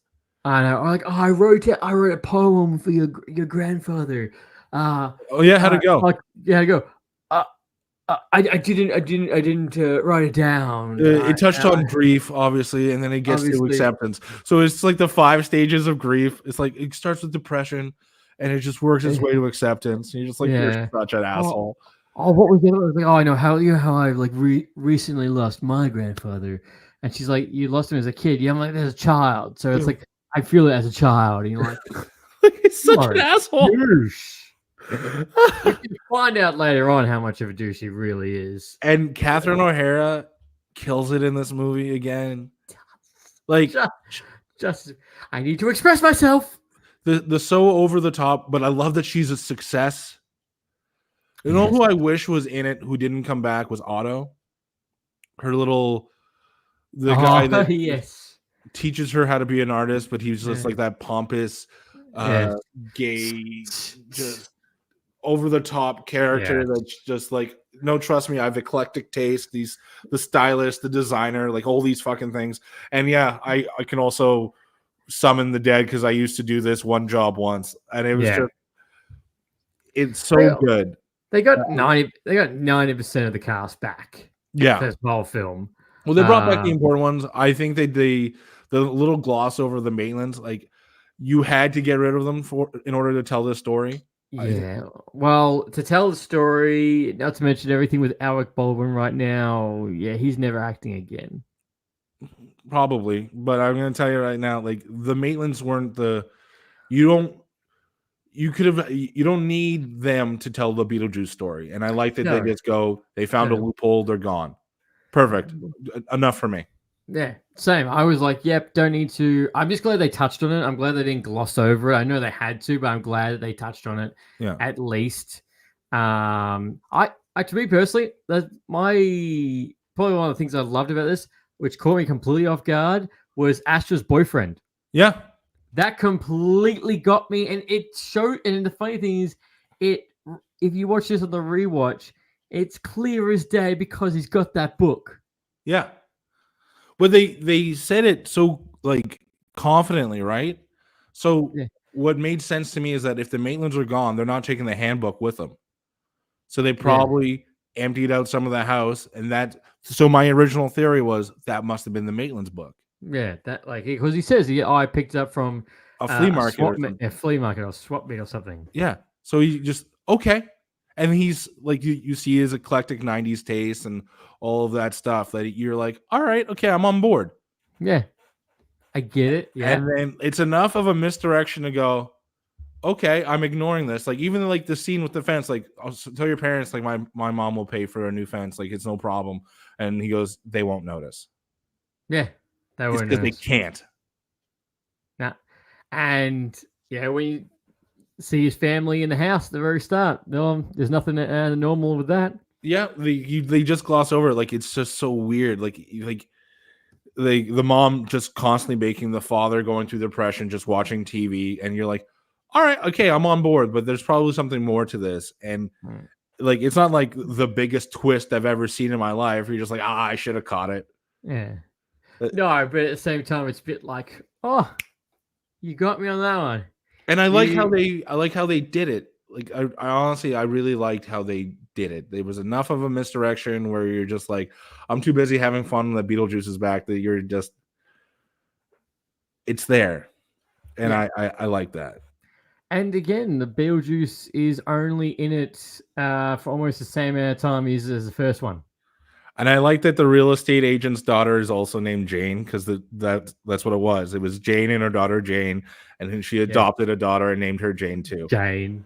Like it's like that's still a thing. Like it's just like those little subtle little things that Tim Burton does in his movies that just create like this is a weird fucking place. Yeah, it's just weird to be here, but it's just such a good time. I like how he hasn't got over Lydia at all. Like he's still so obsessed with her, and I like how we got the backstory on how he died. Yeah, because he says, when what's name's like Eric Bowen's like, what are your qualifications? He's like, oh, well, I went to Juilliard. I traveled extensively. I lived through the Black Plague. I've seen The Exorcist like 100,000 times. It keeps getting funnier. So it makes sense why he's like, okay, that's why you've seen the Black Plague. Yeah, and that's where it was. It was the Black Plague where he was just grave robbing, which is like the most Beetlejuice fucking thing I could think of. And kills his wife before he dies from the poison. Can I tell you something that low key bothers me? What? Is the spelling of Beetlejuice from the title to on screen? It's Betelgeuse or Gez. Yeah, Betelgeuse. Betelgeuse. Which I can't remember if that was actually explained why. Like that's his actual name, but they knew that everyone would say it wrong. So on the title screen, it's just, all right, this is how it's supposed to sound like, so everyone knows how to say it. Yeah, so they'll go, oh, I really love that Tim Burton film, Beetlegeuse or Betelgeuse. To be fair, they do say the name in the movie, so all you have to do is watch it, and then you'll know. Well, that's true. That too. Yeah. But how it's completely different, and I do like how we got him back on the model. Yep. Again with the arrow. Yeah. Like you still got that. It's fun. That's what I loved about Beetlejuice. It's fun. It's so good of just the original premise, and then you get into all these like fun things. Like, okay, you just pulled up a picture of Willem Dafoe. Willem Dafoe, such an unnecessary character and so much fun. I like that he was a TV cop and then goes to let's call it purgatory because we don't have like a real name for it. Goes to the afterlife. He goes, I played a cop. I'm going to be a cop. And he has this one person that's just like feeding his ego and just keeping him going. And everyone's just on board with it. It is so unnecessary and so much fun. I had such a good time watching Willem Dafoe just be fun. Just be William Dafoe. It was like, you always do your own stunts, even if it's a live grenade. Yeah, because you got to keep it real. Keep it real. And he's always got a coffee. Yeah, that he crushes. He won't drink it. He does that. Crushes it. And this is boys, this is what you've been training your entire death for. I know. I do feel like the first Beetlejuice obviously was just perfect in what it was. Like we never needed a second one because it was just one. Like I like those one-off good stories. Yeah, but they gave us like this was a nice little gift. I do feel like there was fan service given to them. I do feel like there's a niche audience for this. I don't think it's one of the things that you take everyone to, but it's a fun, spooky movie that this is something that you could watch every October and you could watch it with the whole family and then no one's having nightmares. Yes, Well, Beetlejuice has this thing for being like more on the evil side than he is good, but he's not like a bad guy. He's not, you know what I mean? Like he's not like yeah, he's not evil as he pure does evil. more good than bad, but when he does good, he has to do some bad. Like weird, right? Like it's Yeah. Well, like he kills the kid. He kills the teenager. who's already dead. I'm fine with that. He sends him to hell. Yeah. Going down. Like perfect. Like he does when it benefits him, he does the good thing. And I'm like, you can't help but like the guy. Yeah, like slightly root for him. Yeah. And like And I want more. Like I do feel like a third story could be told here where I would love to see it where he's now the head of the agency, like he's the head caseworker and all that stuff, or you have to see him become a caseworker where he has to show the ropes to like new ghosts. Like there's a story to be told. I feel like there's something where you can just end it with a Beetlejuice, and it could be done. Like I was really entertained by this movie. you could, but at the same time, like I'm thinking that you could only if they do a third one, again, I only want him in the same amount of time. Like I don't want him anymore as the sole lead. Oh, 100%. Like I agree with that. But like it doesn't seem like he's in the movie a lot. Like it seems like he's in the movie more than he actually is. Well, yeah, he's only in the first one for like a total of like 20 to 30 minutes. Yeah, and I think it's similar timing on this one as well. Yeah, and but both movies do feel like he's in it a lot more. It's like Silence of the Lambs. It feels like Anthony Hopkins as Hannibal Lecter is in the movie a little bit more than he actually is, but really it's like 7 minutes. That's it, and that's what makes him such a revered villain as well. Yeah. Yeah, and I think it was the guys at the Raise the Lost podcast, which I didn't actually think of it either. Beetlejuice only wears that black and white suit for like a total of like 5 to 8 minutes. Mm-hmm. And that's it. Yeah. He has other, but like it's his default setting. Like I'll get it. I can go with that because anytime he's not wearing a weird other costume or something else, where he's like he only changes outfits to do a bit essentially. Like he turns himself into the couples therapist. He looks like Mr. fucking Rogers. He goes to get married. He's in that red tux. He goes to, you know what I mean? I love the therapy session where he's like, "This is all in my imagination." Really? I'm gonna have fucking nightmares about the Beetlejuice baby. Oh, I know, that was the creepiest shit, especially at the ending as well. Like that's creepy. Oh, that's good. And I love how they also gave him another number to force everyone to sing. Mm-hmm. I thought that was so good. But that wasn't him in the first movie. That was the Maitlands. No, I mean like he forced him to sing.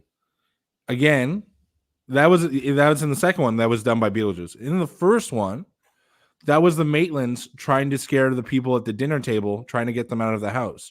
So they do this whole Deo scene where the shrimp cocktail becomes a monster hand and pulls all their faces in. Yeah, that's right.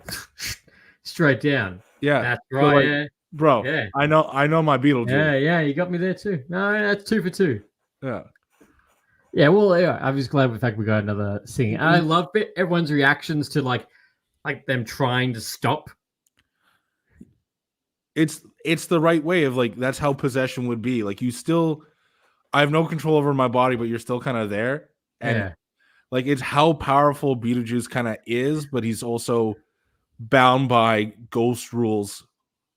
Like he can do whatever as long as he plays ball. So as soon as they realize, like, no, you broke the fucking contract. That's right, you broke the contract. So everything's like null and void now. Yeah, like boom, gone. Yeah, and then the Beetlejuice. Okay, ciao, bye. And that's what I had to think back. Like he never dies. He just got sent back to purgatory where he has to like restart again, where he gets his number and he gets his head shrunken. That's right. Yeah, he never died in the first. Well, he never re-died in the first one. Yeah. So He like, just got stuck there. And so then that door was always open. yeah, and in the end of this one, the door's still open. Mm-hmm. Like, and Michael Keaton, fuck, is he so good? He's just so good. Yeah, you could tell that he had so much fun with this. So much fun. His career is insane. Like, he started off as a stand-up comedian, and then he just like found his way to acting, and he's so funny. He loves that he's been Batman to the point where he'll drop that he's Batman in everything. Like, there's a story that was told when he was hosting Saturday Night Live in the 90s, and on the Tuesday night, it's common for the cast to go out to dinner with the host. And the check came, and they were like, "No, we got it. It's on the show. Don't worry about it." Like, and he goes, "Hey, I'm Batman," and pays the bill. Like, he could say it and fucking mean it, and it's awesome. Yeah, it's and so then, good. The voice, the Beetlejuice voice, it's just that out there character, and it's so much fun. And go ahead. I was going to say, well, I always love thinking back and going like, imagine going to go watch Beetlejuice for the first time, and then going, oh, I'm gonna go watch Batman, and like, oh, who's Batman? Oh, the guy who played like Beetlejuice in that old movie. Like, that's the same dude. You'd be like, what? That's the same dude. Like, yeah, that's the same dude who's gonna be playing Batman. Yeah. Like before, like the first Batman came out in '89, so obviously way before the internet, right?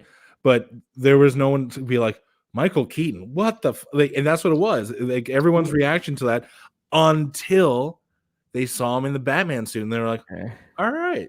And he's a sick Batman. Like, I don't know how he turns his head or anything like that. Oh, it's like One Piece. Just one piece. Yeah. But no, there was actually, I think it was Michael Keaton. There was a bunch of fan mail they got about him not playing Batman. Because the fact that everyone was like, he's a comedian. He can't play Batman. Yeah. And there was a shit ton of fan mail of him not playing the character. And it's a whole thing of why fans need to shut the fuck up and watch what's made and then make an opinion. Everyone likes to go, oh, this guy's doing that. Like, there was hate when Heath Ledger was cast as the fucking Joker. Yeah, of course. You're like, oh, the guy from Brokeback Mountain. Yeah. And then everyone forgets what fucking acting is. Yeah. You play a role, so let him get into it. Like, I do feel that if we got more of it, and I'm basing this strictly on the Snyder Cut, if we got that Joker, Jared Leto could possibly be the best Joker we've ever gotten. Nah. You're not listening to what I'm saying. I want you to hear it for what it actually is. If we got more of that Joker that we got at the end of the Snyder Cut, like actually got that Joker, I think he would have gone down as the best Joker right now. Look, think back to that scene. I'm gonna have to give you a what they say on porn stars. I think the best I can give you is a number 2 slot. That's the best fine. I can give you. I can't convince you of otherwise, but even then, like, I do think the best on-screen Batman we've ever gotten is Ben Affleck as a visual and how he hold on. Hear me out on this, and I think we've argued this before. I think we've argued 100%. He uses the grappling hook for what it fucking is. He doesn't just go, I must get away. I go up now. Like every other Batman. I must go up. Oh, shit. I got to go that way. I'm going to use this as a fucking weapon. Visually seeing as a Batman, he's the best Batman we've ever gotten on screen. He is the most physically imposing Batman we've had in. But he's also the most Batman, where, like, I'm talking hiding in the shadows. I'm talking using his grappling hook. He's also the Batman that kills. Like, comic book shit on screen. Ben Affleck is, for my money, the best on-screen Batman we've ever gotten. You look at the Robert Pattinson one, he's just a fucking detective in a bat suit. He doesn't do really anything Batman-ish except for using the batarangs. Hey. We're getting a sequel to that. You can't judge this early. I'm just judging the first one. Yeah.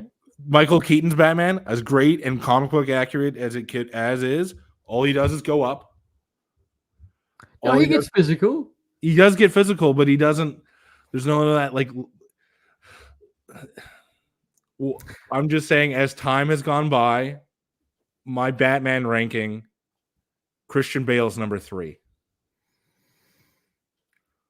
Who's 2? Mike Keaton's 2. Yeah. My ranking would be Ben Affleck as number 8 on the Batman list. You think that Val Kilmer and George Clooney were better? No, I don't at all. I don't. You think at all. Adam West was better? No. I think if we live action, I would give it to Christian Bale. I give it to Michael Keaton. I give it to Ben Affleck. I give it to Robert Pattinson, and I give it to Val Kilmer and George Clooney. I'm pretty on same par. I'll give Val Kilmer ahead of George Clooney because of how awesome Batman Forever actually was. You mean the Batman that doesn't close his mouth? That's fine. He doesn't need to. I am saying how fucking fun of like that is. So growing up in the 90s cartoon Batman, that to me was if they just took that cartoon and made it into a movie. Oh yeah, I'll give you that. No. And not to mention, I'm pretty sure there's also, I don't know if anyone knows, there's also a Joel Schumacher cut of that film that's like 3 hours long. Yeah. So that apparently I think Kevin Smith has seen or has a copy of. Yeah, apparently he's seen it. And also Joel Schumacher was one of the best things I did for that movie was get Val Kilmer to play Batman. Also, one of the worst things I did for that movie was get Val Kilmer to play Batman.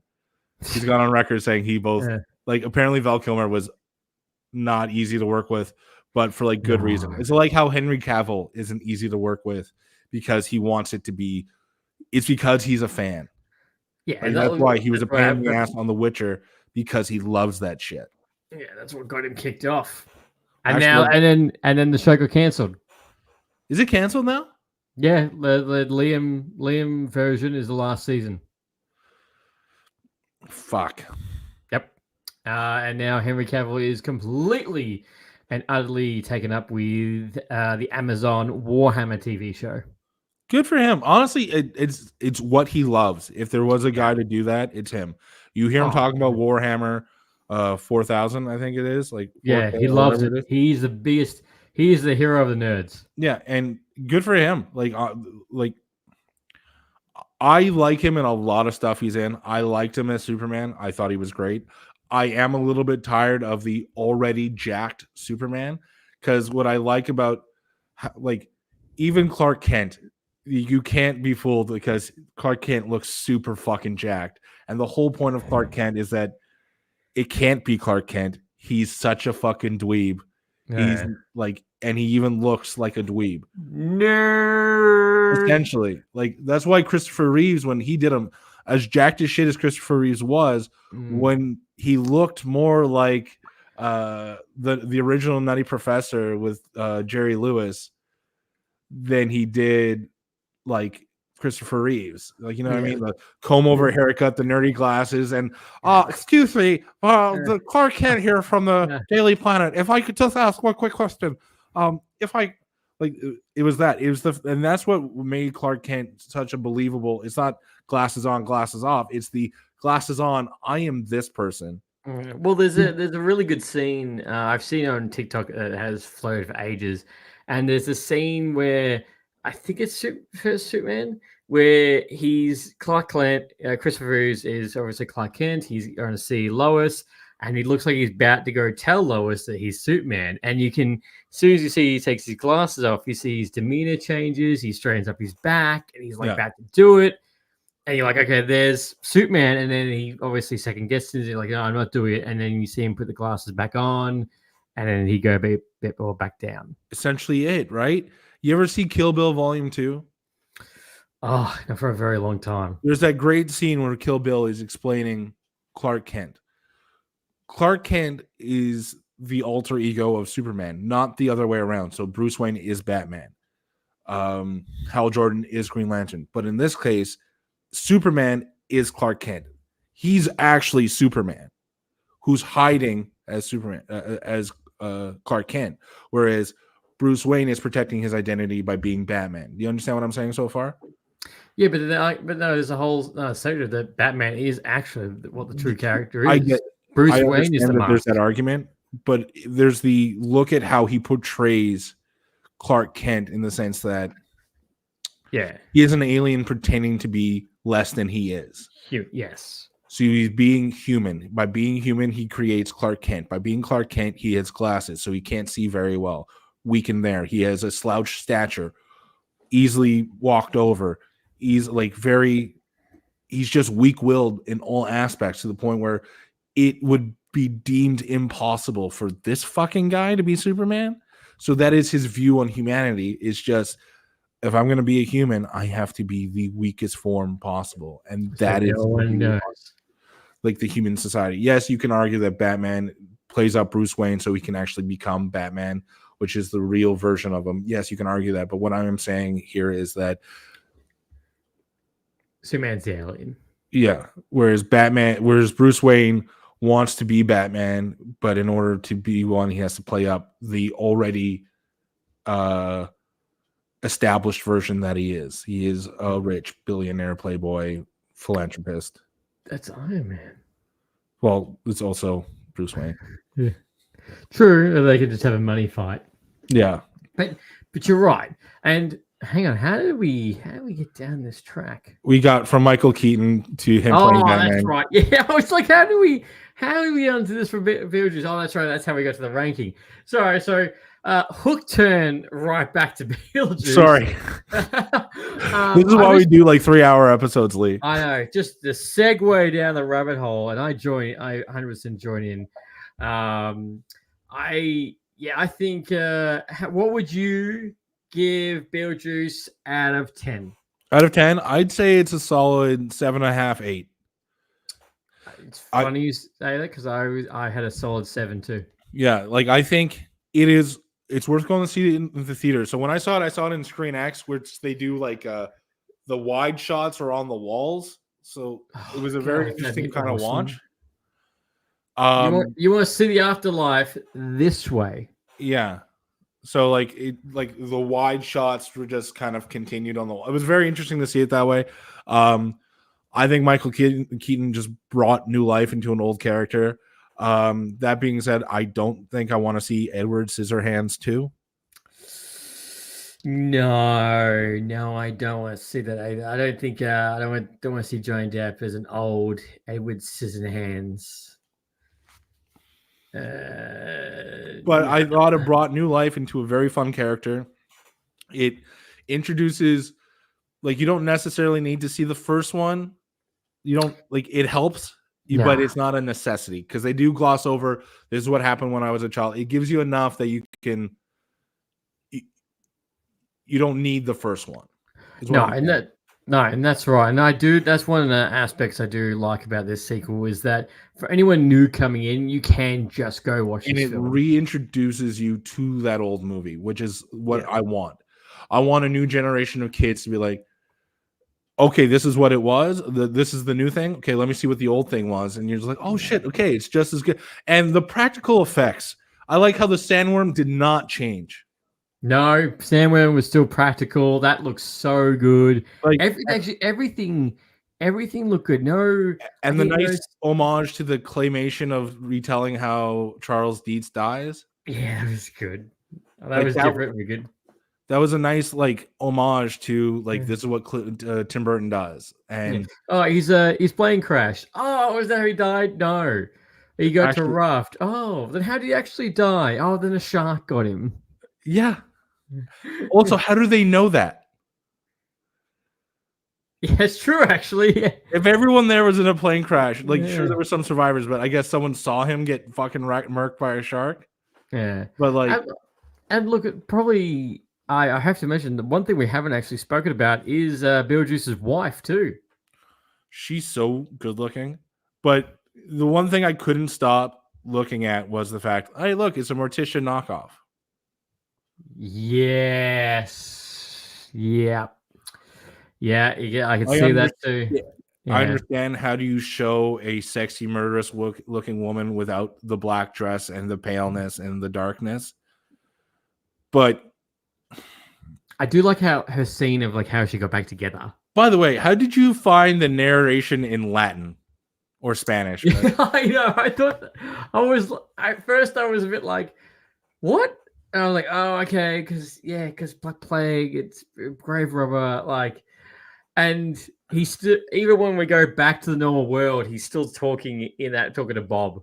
Yeah. With that voiceover version in Spanish. Like, yeah, I thought that was just silliness for the sake of silliness, and they did a good job of it. Like, because it reminded me, and they filmed it as such, like those old Nosferatu, like that kind of thing, right? That kind of a flashback. So, that's what it was, and they did a good job of it. So, I again, there's hard for me to find a thing about this movie I didn't like. Like, there was nothing. Okay, well, they could have punched this up more. I wanted more of that. There was nothing. I didn't leave that movie going, oh fuck, they ruined it. No, it was just good. It was another Beetlejuice movie where it wasn't too much of the same thing, and it was a decent continuation of that character. And you brought back these old characters, and fucking Winona Ryder, man. They just brought back old feelings I had in the 90s that I still have to this fucking day. God love Winona Ryder. Queen of the Goth Girls. Yeah. And she was so good in this. Mm-hmm. And played like her original character so well. Yeah. And she went back to it. I do think, again, I think there's a third story that can be told here, but I just love that we got this, and well done, Tim Burton. Well done, Warner Brothers, for staying the fuck out of it. Yeah, because we know what you stuff up, Warner Brothers. So, you're gonna get this 7.5 Tom sides out of 10. I also give it a 7, and there wasn't much on the table that I was a bit like, oh, I wish they included that, or that was missing, or like as you said, I thought, no, I think that's a feel good time. Like, that was just the right amount of progressing the story, giving the fan service, and giving you the parts that you love the most for a completely new Beetlejuice generation. And, like, the nods at the old film, like that weird looking statue that traps Delia Dietz in the first movie is now like at a high school. At that school. Like, it's those like subtle things that are just. Why is your house black? Oh, the house is mourning. Which is right. That's the most Delia Dietz thing it could do. Like, she's so fucking out there and an artist that now that she's succeeded, of course she's going to play it out more. Of course the house is in mourning. Like, of course she wants to feel these things, and she's filming herself. Everything is fucking art.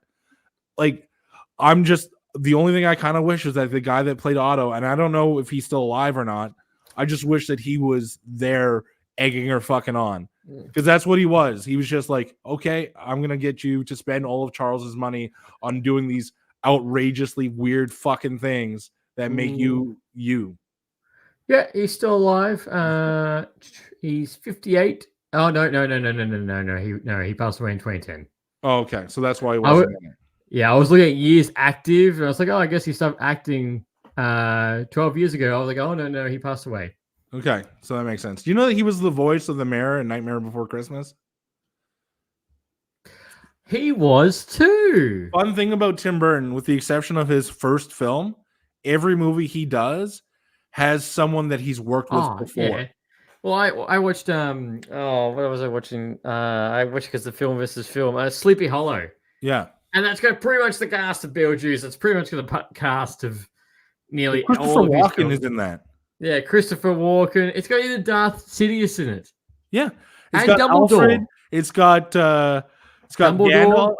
It's got not Gandalf. It's got Dumbledore, and it's got Harry Potter's uncle, Vernon Dudley. Like, it's hilarious. Like the who's who are in these films. But if you look at from his first film onward, there was always one actor that's been in a Tim Burton film before. Yep. 100%. And not to mention, actually, we'll talk about it. What is Tim Burton's next project? Oh, Wednesday season 2. Yeah. What's his first project? His first project is Edward Scissorhands, is it not? No. What was his first one? No. So Edward Scissorhands is actually number 4. What was the first one? What do you think is number 3? Beetlejuice? Nope. Oh shit. Batman was number 3? Aaron? Beetlejuice. Pee-wee Herman's Big Adventure Was the first one? is the first film he directed. That's fucking hilarious. I know. And then he went to go. You know, Pee-wee Herman's in Batman Returns. I know. And then he made Beetlejuice, and then when Batman, like, look at this. Let me say this: Beetlejuice, Batman, Edward Scissorhands, Batman Returns, Ed Wood, Mars Attacks, which I'm pretty sure I don't think that did too well at the box office. For my money, Mars Attacks is the worst piece of work Tim Burton's ever done. Maybe Planet of the Apes. I was gonna say Planet Apes. Corpse Bride, Fantastic. Sweeney Todd, Alice in Wonderland. Both really enjoy. Dark Shadows, Frankenweenie, Big Eyes. He did Big Eyes? I didn't know that. Yeah, Dumbo and Mrs. Peregrine's Home for Particular Children, which was basically just an X-Men movie. Yeah. But saying that, where are we?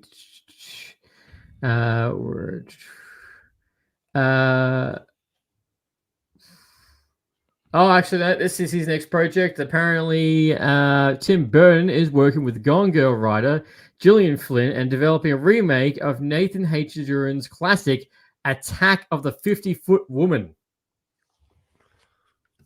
Sign me the fuck up. Also, I like this.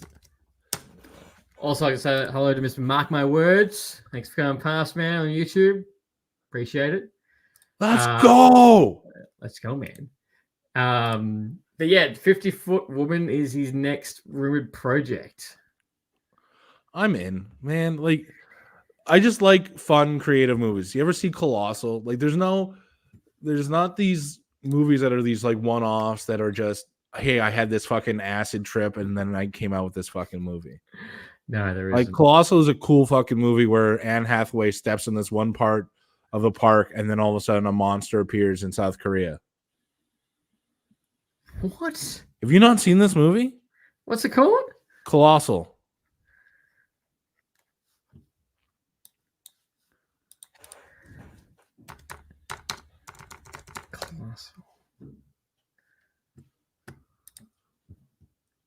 Wait. It's crazy. So she goes back to her hometown after being like a fucking hot mess, and then she stands up in this park at one point, and if she does it at a particular time of day, a monster shows up in South Korea. Right, it's called Colossal. Yeah. How old is it? 10 years, maybe a little bit less. With Anne Hathaway. Yeah, and Jason Sudeikis. Ted Lasso. Colossal. There you go. Holy shit! Yeah. Yeah, like that is in my memory of like recent stuff. Like one of like just an original idea that someone made into a movie. Wow, it's also got a lawsuit too. Does it against South Korea? Or? As the film's director claimed, the film was the cheapest Godzilla movie ever made and showed photo of the character in its showing at the Cannes Festival. Godzilla's copyright owner, Toho, was not pleased. As a result, a settlement of lawsuit which took place before the film was even released. The film's location was moved from Tokyo to South Korea, and that movie would not use a divergence of Godzilla. Yeah. Oh, wow. This actually had really good reviews. It's a really cool movie, man. Like, yet its box office was, budget of 15 million, ended on 4.5 million. No one knew about it. You didn't know about it until I told you about it. No, especially with like Anne Hathaway. It played to like smaller theaters. It wasn't with like a big company. It wasn't like, honestly, I didn't know that it was out until I heard Kevin Smith talk about it on a podcast, and I was like, all right, well, like what I know about. Kevin Smith is talking about it. I might as well go see that movie. And then I saw it on. It was on Prime or some shit, and I watched it. I think it's on Amazon Prime right now. You can probably watch it after this podcast. Wow, Jesus! All right, I think I add that to the list. It's a very interesting flick. Weird film. All right, yeah. I just love those like one-offs that are just a creative fucking idea, and not tied to anything. No sequel, no prequels, no. And that's what I always liked about Tim Burton movies. Like, if you take away Batman, like all of his stuff are just like original fucking ideas. Like, it's awesome. Not Alice in Wonderland. No, but if you like that came later. Not Sweeney Todd. If you look at him as not like, Sleepy Hollow. Okay, I'm trying to go at his early work here. It's prime 90s, like late 80s, early 90s stuff. Not Wednesday. Not Wednesday either. That's not there's a lot of stuff that's okay. You fucking got me, Lee. I misspoke. Fucking happy, big man. You feel fucking good about yourself? You corrected me twice about Beetlejuice, so this is a comeback. I didn't realize this was some tit for tat behavior. Sorry. If you look at his earlier work, with the exception of Pee Wee Herman and Batman, like it's just like this goofy shit that he had in his back pocket that he wrote out. Oh yeah, Edward Scissorhand, Beetlejuice. Yeah, and then the stuff that he does that's already IP, you give that Tim Burton flair to it, and it's pretty fucking fun when he does it. Like, I think I speak for everyone that once we got the Addams Family, like with Christopher Lloyd and like that one, everyone probably thought how cool of a Addams Family we would get if we put Tim Burton at the helm. I've been saying that since way before we got Wednesday. And we got it, and look how much Wednesday blew their shit up. I do think I would have recasted Gomez Adams for Oscar Isaac, who does it in the voice acting, but doesn't he like? I miss the Raul Julia version of Gomez, that smooth talking, that fucking goofy, loving father, loving husband, but it's just awesome at fucking everything. Now we got like Homer Simpson as Gomez. It's just the overweight dumb dad that loves his wife. Catherine Zeta-Jones is great casting as Morticia. Yeah. I know. Actually, I don't think we've actually got a release date for season 2 of Wednesday. No, those animated movies that they did of the Addams Family are essentially my live action casting for an Addams Family that if they ever redid those 90s movies. Oh my god, Wednesdays came out in 2022. Shit. Mm-hmm. Oh wow. God, I can't believe that. But you're right, those animated films are good. Yeah, they're fun. They're fun movies, but again, like if you took away like the goofiness like of them a little bit, I think they would have made a better live action with that cast. Like you have Oscar Isaac playing Gomez. Yes, fucking please. That's the one I want to see. You have oh my god, what's her name? From South Charlize Theron as Morticia. Oh, yes, that's right. These are actual perfect fucking castings for a live action. Yeah. Chloe Mintz-Plasse, like she could play Wednesday. I could give her that. Like I dye her hair black, put her in the like she could do it. I don't think I have Finn Wolfhard playing Pugsley Adams, but I think more or less this is the cast that you would get for a live action. But again, Jenna Ortega is fucking killing it as Wednesday. I love what we got. I thought it was fun. Fred Armisen as Uncle Fester was just ridiculous. I'm in it. Like, you know what I mean? Like, like I don't think we will ever have that glory of Raul Julia or we might lay it down the track when they do another remake. Yeah, but that's if they do it, that's 10, 15, 20 years from now. Yeah. Because Wednesday's successful it's a series, right? I'll be 50. Ugh. Yeah, man. I'll be 50 and it'll be the 455th episode of Lights Give Rant. Yeah. I think you have a higher episode count than that, probably. I think too. Actually, my math is probably terrible. I think it'll be Well, actually, yeah. Oh no, we'll probably up to probably about 600. Yeah. So So about 600 episodes. there you go. And I power to you. I hope you get it. But to sum up all of this about Beetlejuice, like I think they nailed the sequel. 100%.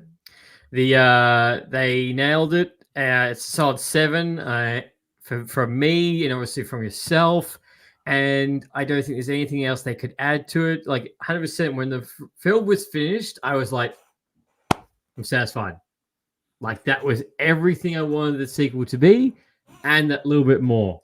Mm-hmm. And everyone brought it, and this is all from Tim Burton's mind. And again, I think Tim Burton's having a small resurgence, if you will, between like Wednesday and between Beetlejuice. Like he's It's getting gonna make more people eyes. go back and watch that early shit. Well, that's Like, right. Pee-wee's Big Adventure is a really fun movie. I can't believe that's actually his first film, because I think to myself, I'm like, that was your first film, and then smack bang, you make Beetlejuice. Yeah. I think it's one of those things, you direct this, we'll let you have this kind of thing. Yeah, well, they did. And one of the biggest what ifs of his career, I think one of them will be Superman Returns. Oh no, Superman Rebirth. Was it Rebirth? Yeah. Rebirth? Yeah. I was just watching the video and Kevin Smith talking about it before we got on here, because I love that story. You ever see like An Evening with Kevin Smith? No. It's worth a watch, where he just tells stories and shoots the shit. He tells a story about how he filmed a documentary with Prince and it's never going to see the light of day. He tells like a whole bunch of like the behind the scenes stories of like just like doing stuff. And they're he's a hell of a storyteller. Just him talking is very entertaining. Oh, I see the TikToks of what he talks about. I think to myself, like, God, man, you've really seen a lot, and you've been on touch points of some big things and some things that have fallen through. Yeah. It's been a while, but I did do that, as anyone does. I did the dive about Superman Rebirth, and I remember thinking, how did this not get what? In that scene that we got in The Flash, he does fight a giant spider, does he not? Yeah. Yeah, that was a very important thing. If you hear that story, that executive producer John Peters wanted in that Superman movie, because he wanted that scene like in King Kong when they open the doors and you see King Kong for the first time. It's that thing. So he wanted Superman to fight a giant spider in the third act because he thought he wanted that iconic scene. So when that movie failed, John Peters was the executive producer on a movie called Wild Wild West. What do they fight in the third act of Wild Wild West? A giant freaking spider. Yeah. It was like this is in the movie or it's not in it. I don't understand. Like, to me, like a whole idea of a Superman where he's like 3/4 of the film he's not on Earth. Sure. Like, that sounds good. Mm-hmm. Like, it's different to what every other Superman film we've gotten so far. And I feel like Superman film where he gets taken over by that star creature that we got from Suicide Squad. Suicide Squad. Like there's a Batman Beyond episode where we got that. And I love that episode. That is so good. Like there are so many different things. Like if you look at just standalone animation stuff that you could just punch up, like I don't understand why they don't go to the well and be like, why don't we just tell this fucking story? Like there is a cool story to be told about Clayface. Now that we're on this kind of subject, I know I didn't listen to the episode that you talked about it, but how'd you feel about the Cape Crusader?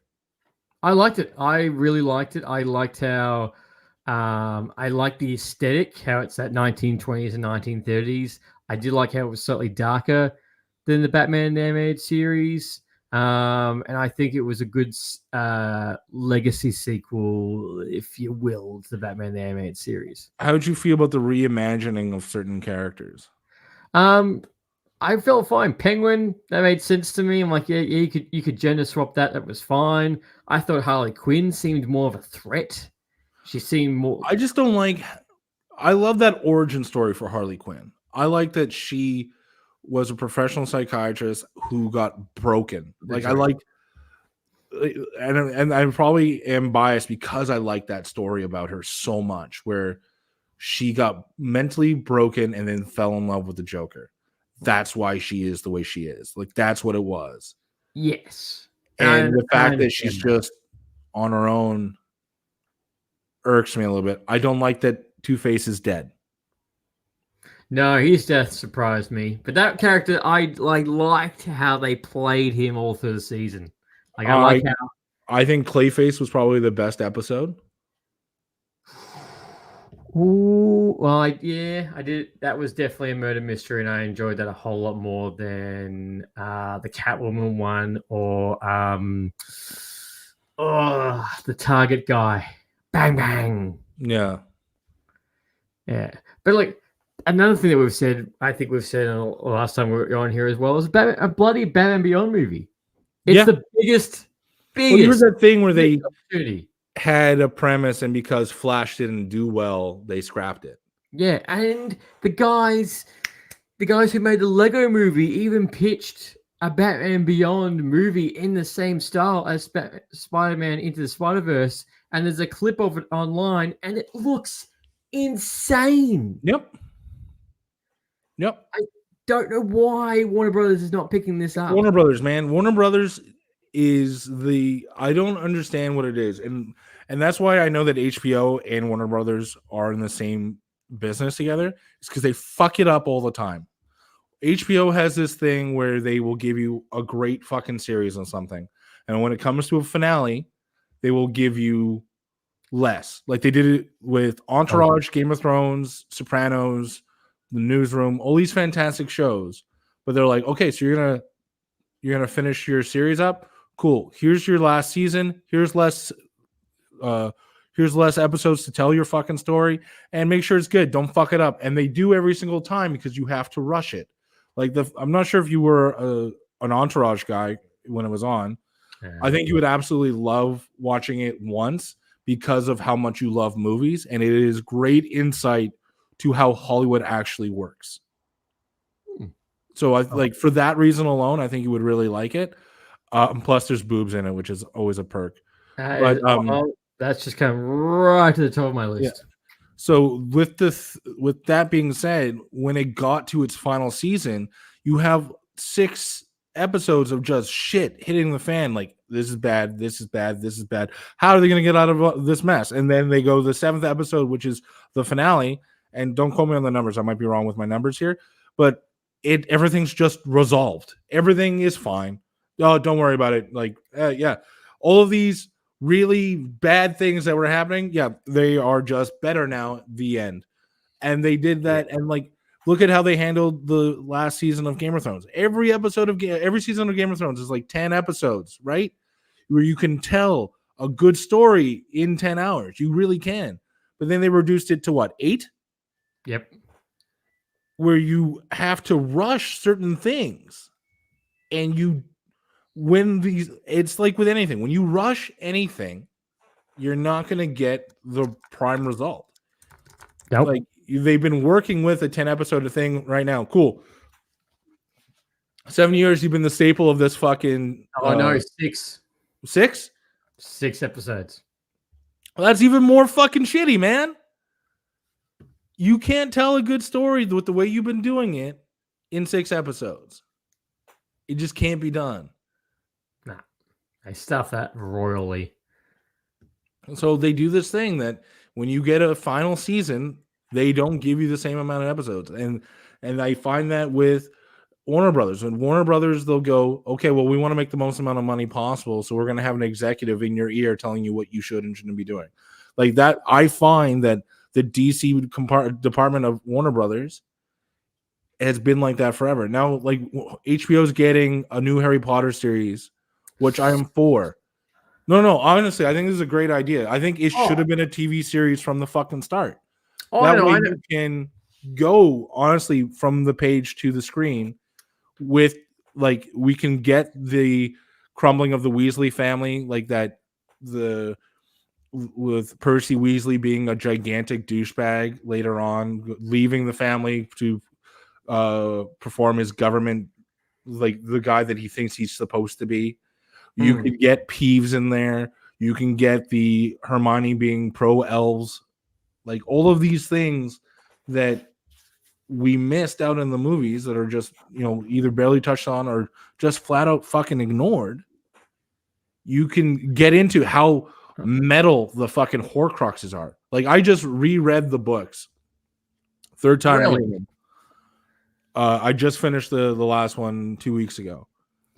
And I gotta say, man, like when you revisit this stuff, like the stuff that's not on screen, like the level of thought that J.K. Rowling put into it, like politics aside, like I would let her think whatever she wants to think, whether you're for it or against it, I don't give a shit.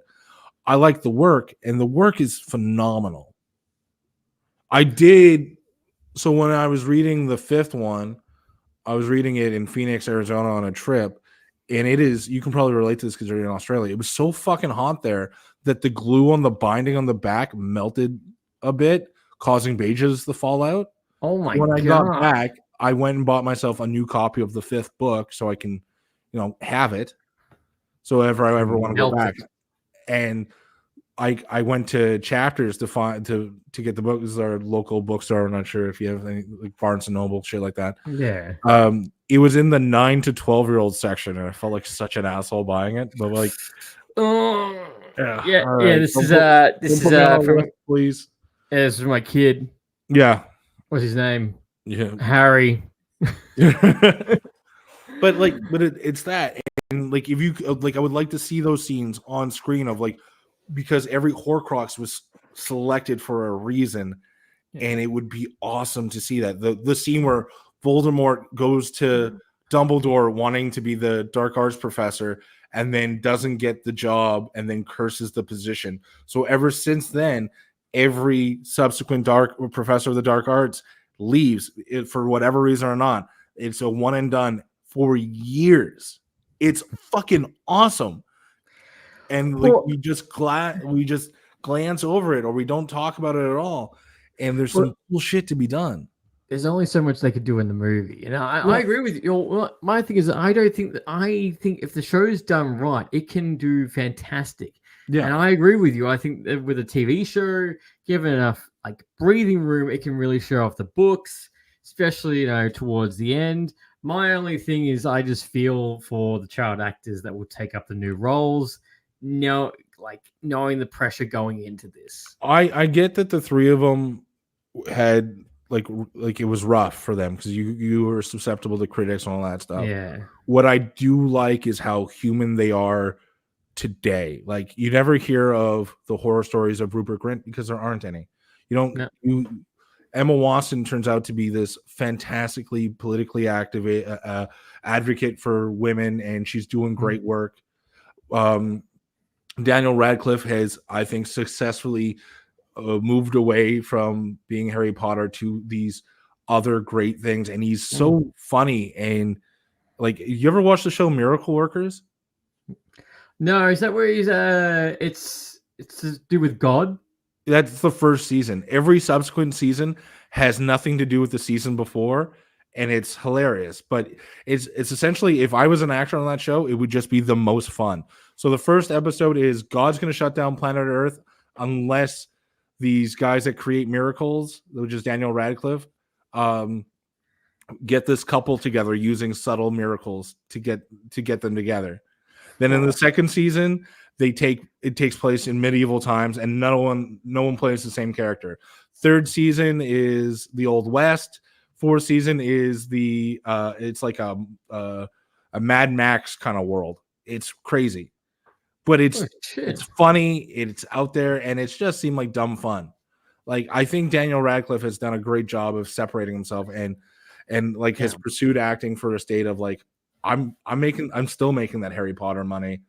Oh, they're going to. They're always going to make that Harry Potter movie, and their kids going to make that Harry Potter movie. You said that in an interview that if you keep the kids treating them like kids, then they should be okay.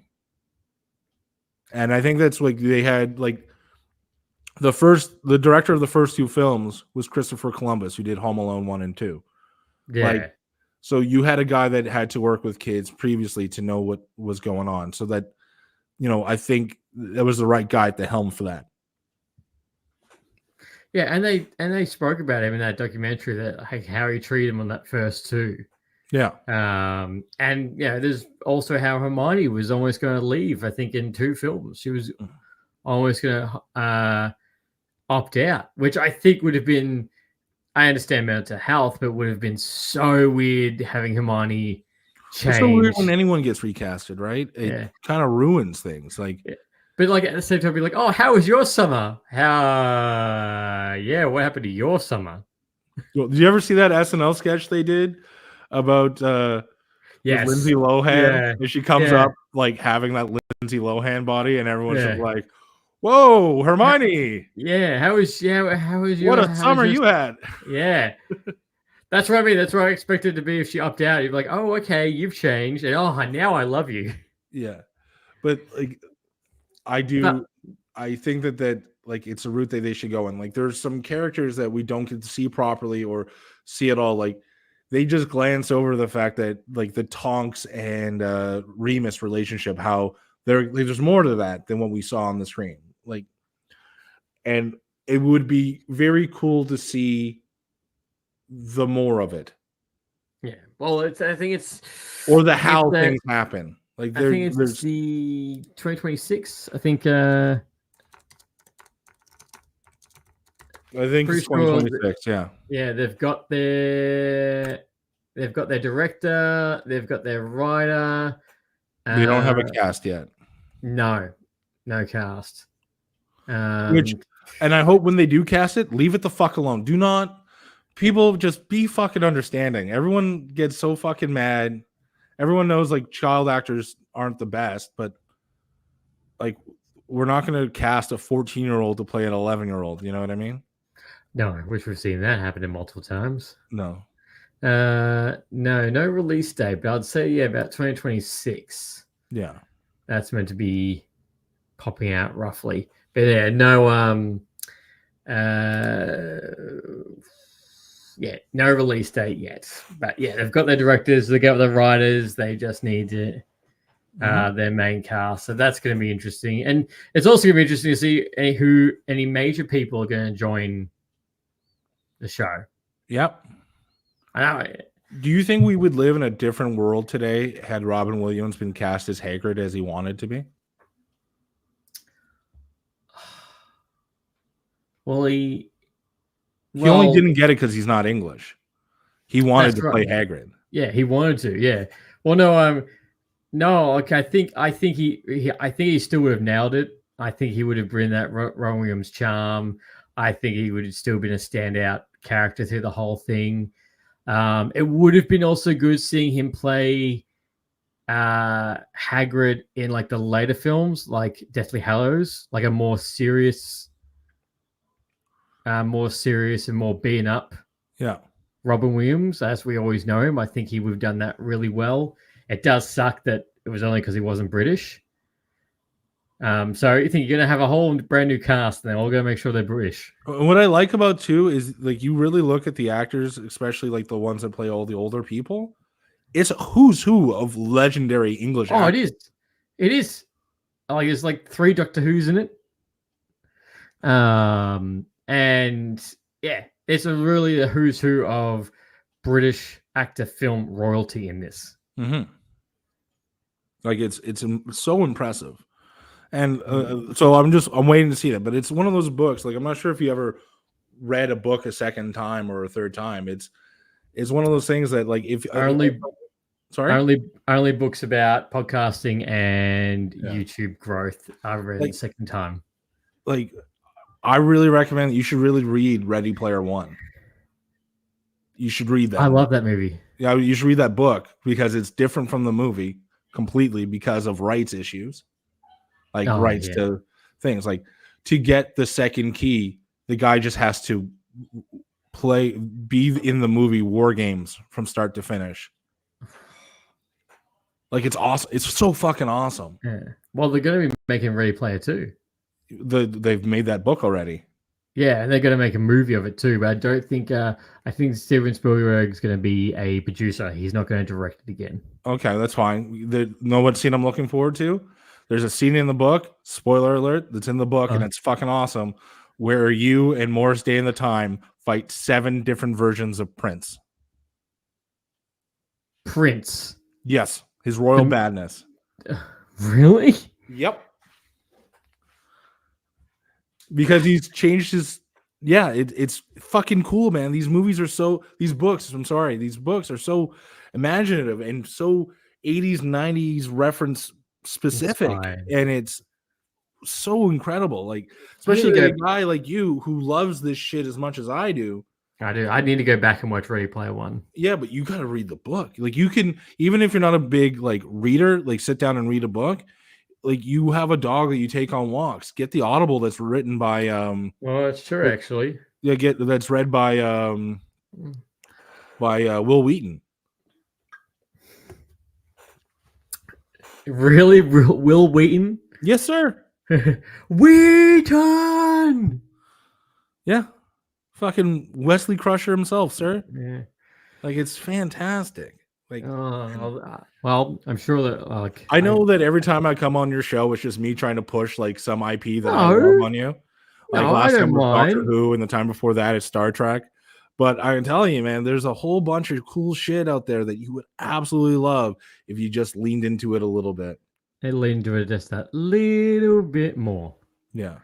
I should pick up Ready Player One because I know I would enjoy it. It's just having the time to. And that's the thing with today. There's so many options. There's so many things. But like, I would love to turn on your podcast where the title is "Tom was right about Ready Player One." Well, there was an episode that was Tom was right about Star Trek. Yeah, Tom was right about Star Trek First Contact. I'll tell you this right now is a pimp fucking movie that if you know nothing about Star Trek, you can go into that going, "This was fucking awesome." Yeah, it was. And I've got one where I was right about Stargate. Yeah, Stargate was fucking awesome. Yeah. And it still hurts me today, the fact that they still haven't it's in Amazon's court and they're not doing anything with it. In this day and age where we're getting legacy sequels, spin-offs, reboots, and again, nothing. I think it's the matter of telling a good story. You have to be able to tell a good story. And there's so much to be told with Stargate because there's so many gods and all that stuff that happened that you have to be like, what do you tell in 2 hours? Do you redo the original movie and then do that? Or do you look at the episodes that you got and then try and retell a different story? There's a bunch of stuff that you have to be delicate on because when you have a huge fan base that Stargate has, and it is a big fucking fan base, you got to be careful and you got to do justice, or else you're gonna fucking hear about it. Like when they brought in Khan in a different way for the Star Trek Beyond, Star Trek Into Darkness, fans lost their shit. I personally, I loved it. I thought that how they went about it was really good. But again, I'm the guy that likes shit. There are people like look at like what happened with the Acolyte. They're nerd bases that are fucking loyal to the point of tyranny. It is ridiculous how fucking far these fans were going. No, you're doing that thing I like a little bit differently than how I like it. Don't do that fucking thing.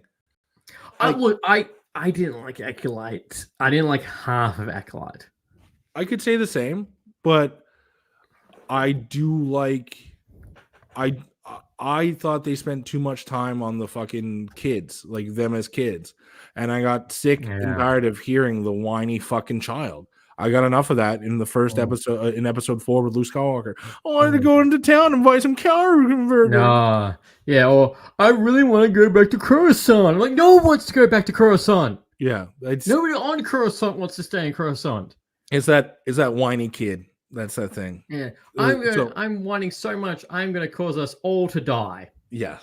But there are things that I did like. I did like that it was a mystery within the Star Wars universe with Jedis. That was cool. I would love to see a buddy cop Jedi TV series where it's just two, like essentially what Clone Wars was, where you have Obi-Wan and Anakin just going to different planets trying to solve Jedi problems. And I think that's fucking awesome. Like there's more to the Jedi, and I think that Like what I've established when I've started to deep dive Star Wars more and more is that the Jedi of that time fucking suck. Oh yeah, They got arrogant and they're just terrible. They actually do suck. Like they're just not good. Yeah, they allowed Darth Sidious to rise, the height of their power. There's a whole sentence. There's like some lore and stuff that I've like looked into that apparently like the Jedi Temple is on Sith land or something like that, so they're blocked to a certain extent. Yes, But, there's something like that too. But like, if you really look at it, Jedis are just like, we're Jedis, we're fucking awesome. They are the football players in the high school. They are like, no, we're fucking amazing all the time, always. You should be like us. Those Jedi jocks. Yeah, that's what it was. And those Sith goths. It's fucking insane to me, like how far like the Jedi can that's why they crumbled. That's why they like lost, because of their own fucking hubris. And then to me, that made it better. That does make it better. When you see how terrible they are and how easily defeated they are by just one guy manipulating 2-3 people at a desk. Yeah, but he was a politician. Of course he had a desk. Yeah. I don't understand why that Seth MacFarlane thing got so far. It makes perfect sense that he has a desk. He's the emperor of a whole fucking universe. Where is he getting his paperwork done? I don't know. Why does he need to? He's the emperor. If anyone's signing shit, it's him. Yeah. Well, he's only an emperor because of everything that transpired. But I agree with you. Actually, we could do a whole thing on what Stargate should do. Yeah. But look, man, I have to say thank you so much for coming on this. Oh, don't wrap up. I got like 7 minutes till I beat the record. Oh, that's true. All right, I'll give you that. I'm holding dear. I'll give you that. Wrap it up. I've had to pee for about an hour and a half now. And now I'm fully fucking committed to beating my time. All right. I'm pretty sure. Like, I'm pretty sure that is the longest. Yeah. So I am holding on for dear life. I got 7 minutes to beat my record. So all I'm gonna say is I'm gonna leave you on this new thing that I think you should watch. Bad Monkey on Apple TV. Is that a Marvel project? No, that is same creator as Ted Lasso and Scrubs. It's with Vince Vaughn. It's like Fletch meets. It's essentially Fletch again. If you've ever seen that. Former Miami Police Department. Actually, it's funny you say that because I'm actually currently rewatching Dexter from the start. So am I. Really? What are you up to? I'm at season 4, middle of season 4 with the Trinity Color. I'm rewatching. Oh, Dexter. I'm like. Really? Yeah. I'm about to watch the end of season 3 to start Trinity. That's so good. Look at us. Yeah, man. It's funny because I watch it. I look at it like with the flip phones. I'm just like, wow, there's a lot of problems that would have been solved with. Don't you think Michael C. Hall would have made a great Riddler? Yeah, he would have. And he's actually, they're actually making 2 more Dexter TV shows. Yeah, which I'm super fucking down with. I never completed Dexter the first time. Neither did I. I dropped off after season. I started season 5, and that's where I left. I left at the end of season 5. Buddy, look at us. Oh, Jesus. A couple of peas in a pod, you and I. Damn right. We know when to drop off. So anyway, yeah, sorry, Bad Monkey is done by the same creator of Scrubs and Ted Lasso. There's a couple of like very subtle references to those shows in the show, but Vince Vaughn is awesome in this. Like it's a really good mystery, and it has what's his name from Deadpool? It's my name is it Robert? No, it's who are you saying is from the guy with the mustache, Sugar Bear. Oh yeah. Rob Delaney. Yeah, Rob Delaney. But who's he playing Deadpool? What's his name? He's what's his name? What's his thing? Peter. Yeah. Peter. That's right, Peter. Yeah. Yeah. So I'm gonna leave you on that. Of just you should give that a cool watch. It's a nice like mystery thing. Too. It's a really cool show. Yeah. I'm really leaning into that right now. A former police department member turned health inspector, Andrew Yancey, investigates a case involving a human arm. He navigates through neurotic characters and unexpected challenges, all while dealing with his own personal struggles. Mm-hmm. Yeah, all right. Yeah. It's like Fletch meets being a darker detective because Fletch is a reporter. You ever watch Fletch with Chevy Chase? No. It's pretty good. God, Vince Vaughn's looking old. Yeah, that happens to all of us, man. We're not going to. We're fine. Dude, you want to see aging? Look at the Matt LeBlanc now. Oh yeah, I know. I've seen a photo of him recently. I'm like, Matt LeBlanc now looks like Matt LeBlanc's dad. Yeah, I'm like, whoa, Joey's looking a bit old there. But yeah, well, I've been watching right now. I've been watching Dexter. I need to start. It's on my list. I want to start the Terminator Zero anime Terminator TV show. Yeah, it looks so good. I'm not a big anime guy. I'm sure I've talked about this before. The artwork is weird to me. Oh, really? Oh, it's a weird version of cartoon. I don't usually watch anime, but like it sold me the fact that okay, we're gonna see something dark and twisted with Terminator. Yeah, that's not John Connor for the 55th billionth time. To be fair, John Connor is very important in the Terminator story. I know, but I'm like, this is a little bit different. Does it contain John? Sarah Connor. Yeah, sorry. Can't come with me. I've been on like a obscure 90s action kick lately. Oh, you watched Demolition Man? I fucking love Demolition Man. The 3 seashells. Yeah. I've actually been I've been craving Demolition Man. I haven't seen it in a while, but I just got watched. Otto in it too. Huh? That's got Otto in it too. Yes, it does. It has a lot of like cool shit, and it makes no sense. Like, yeah, I know. It's one of those movies of like, how did this get made? It's awesome, but how did this? Yeah. Oh, what was it? How do you feel destroying a $7 billion warehouse for a ransom of a $10,000 girl? Hey, F you, lady. Like,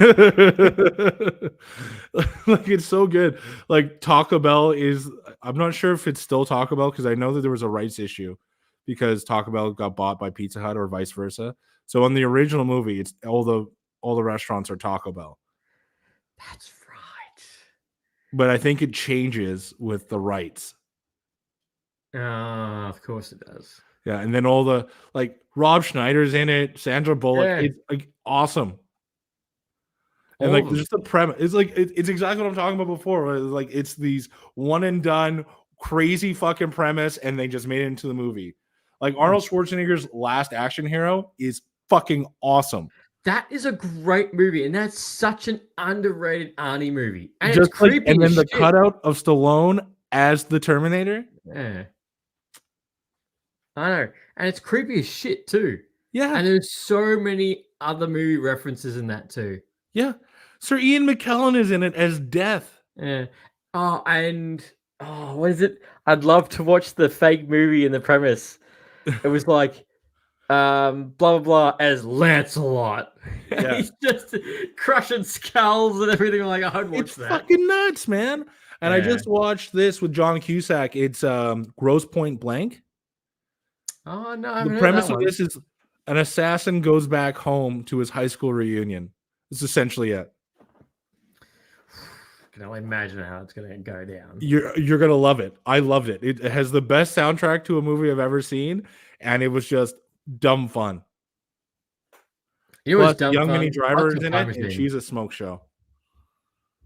Who is it? Minnie Driver. Oswalda Cobblepot. That's right. Yep. I like Wild Time, Hot Tub Time Machine. That was a wild. Just not necessarily a '90s action flick, but yes, I feel what you're. No, I was just thinking of like weird one-off movies as you were saying it. Yeah. All right, I think I did it. I hit the fucking longest mark. Yeah, I think it's you have hit it. I'm pretty sure that is indeed the longest. I had to do it, man. It needed to be done. I had to get to it. Where are you? Give me 2 seconds. I will be able to tell you indefinitely if you did hit that mark. You did. Yep. Currently, we smashed it by 10 minutes. Fucking right. I thought it was 2 hours and 40 minutes, but yeah, 2 minutes 30. No, it was 2:20. It was 2:23. Fucking right. That's what I do. I come here and I talk fucking nonsense on hours on end. And that's fine because that's what we do on this show. Yeah. I bring the ranting, raving, and reviewing to the podcast. The 3 R's, and that's what kids should be taught in school is ranting, raving, and reviewing. Mr. Rant. But look, man, thank you so much for coming on this episode. As always, which I tell you every single episode, it's a pleasure having you on, and it's never a dull moment. Dude, this was so much fun. Flew by. Love talking to you. I know. I thought it too. I was like, when I was saying it before, I was like, damn, we've already hit that mark. Holy shit. But as always, ladies and gentlemen, definitely go check out Two Sides of the Story. We're going to put all their details in the link in the bio. Go check out his channel. Pester him about the merch store and pester him about bringing the show back and for brand new episodes. He loves it. Spam his email all the way. And any last words, Tom? Oh, it was just great to see you, man. Thanks for having me on. I really appreciate it. Anytime, man. We'll make sure the gap is a lot smaller, not 60 weeks. Yeah, this was great.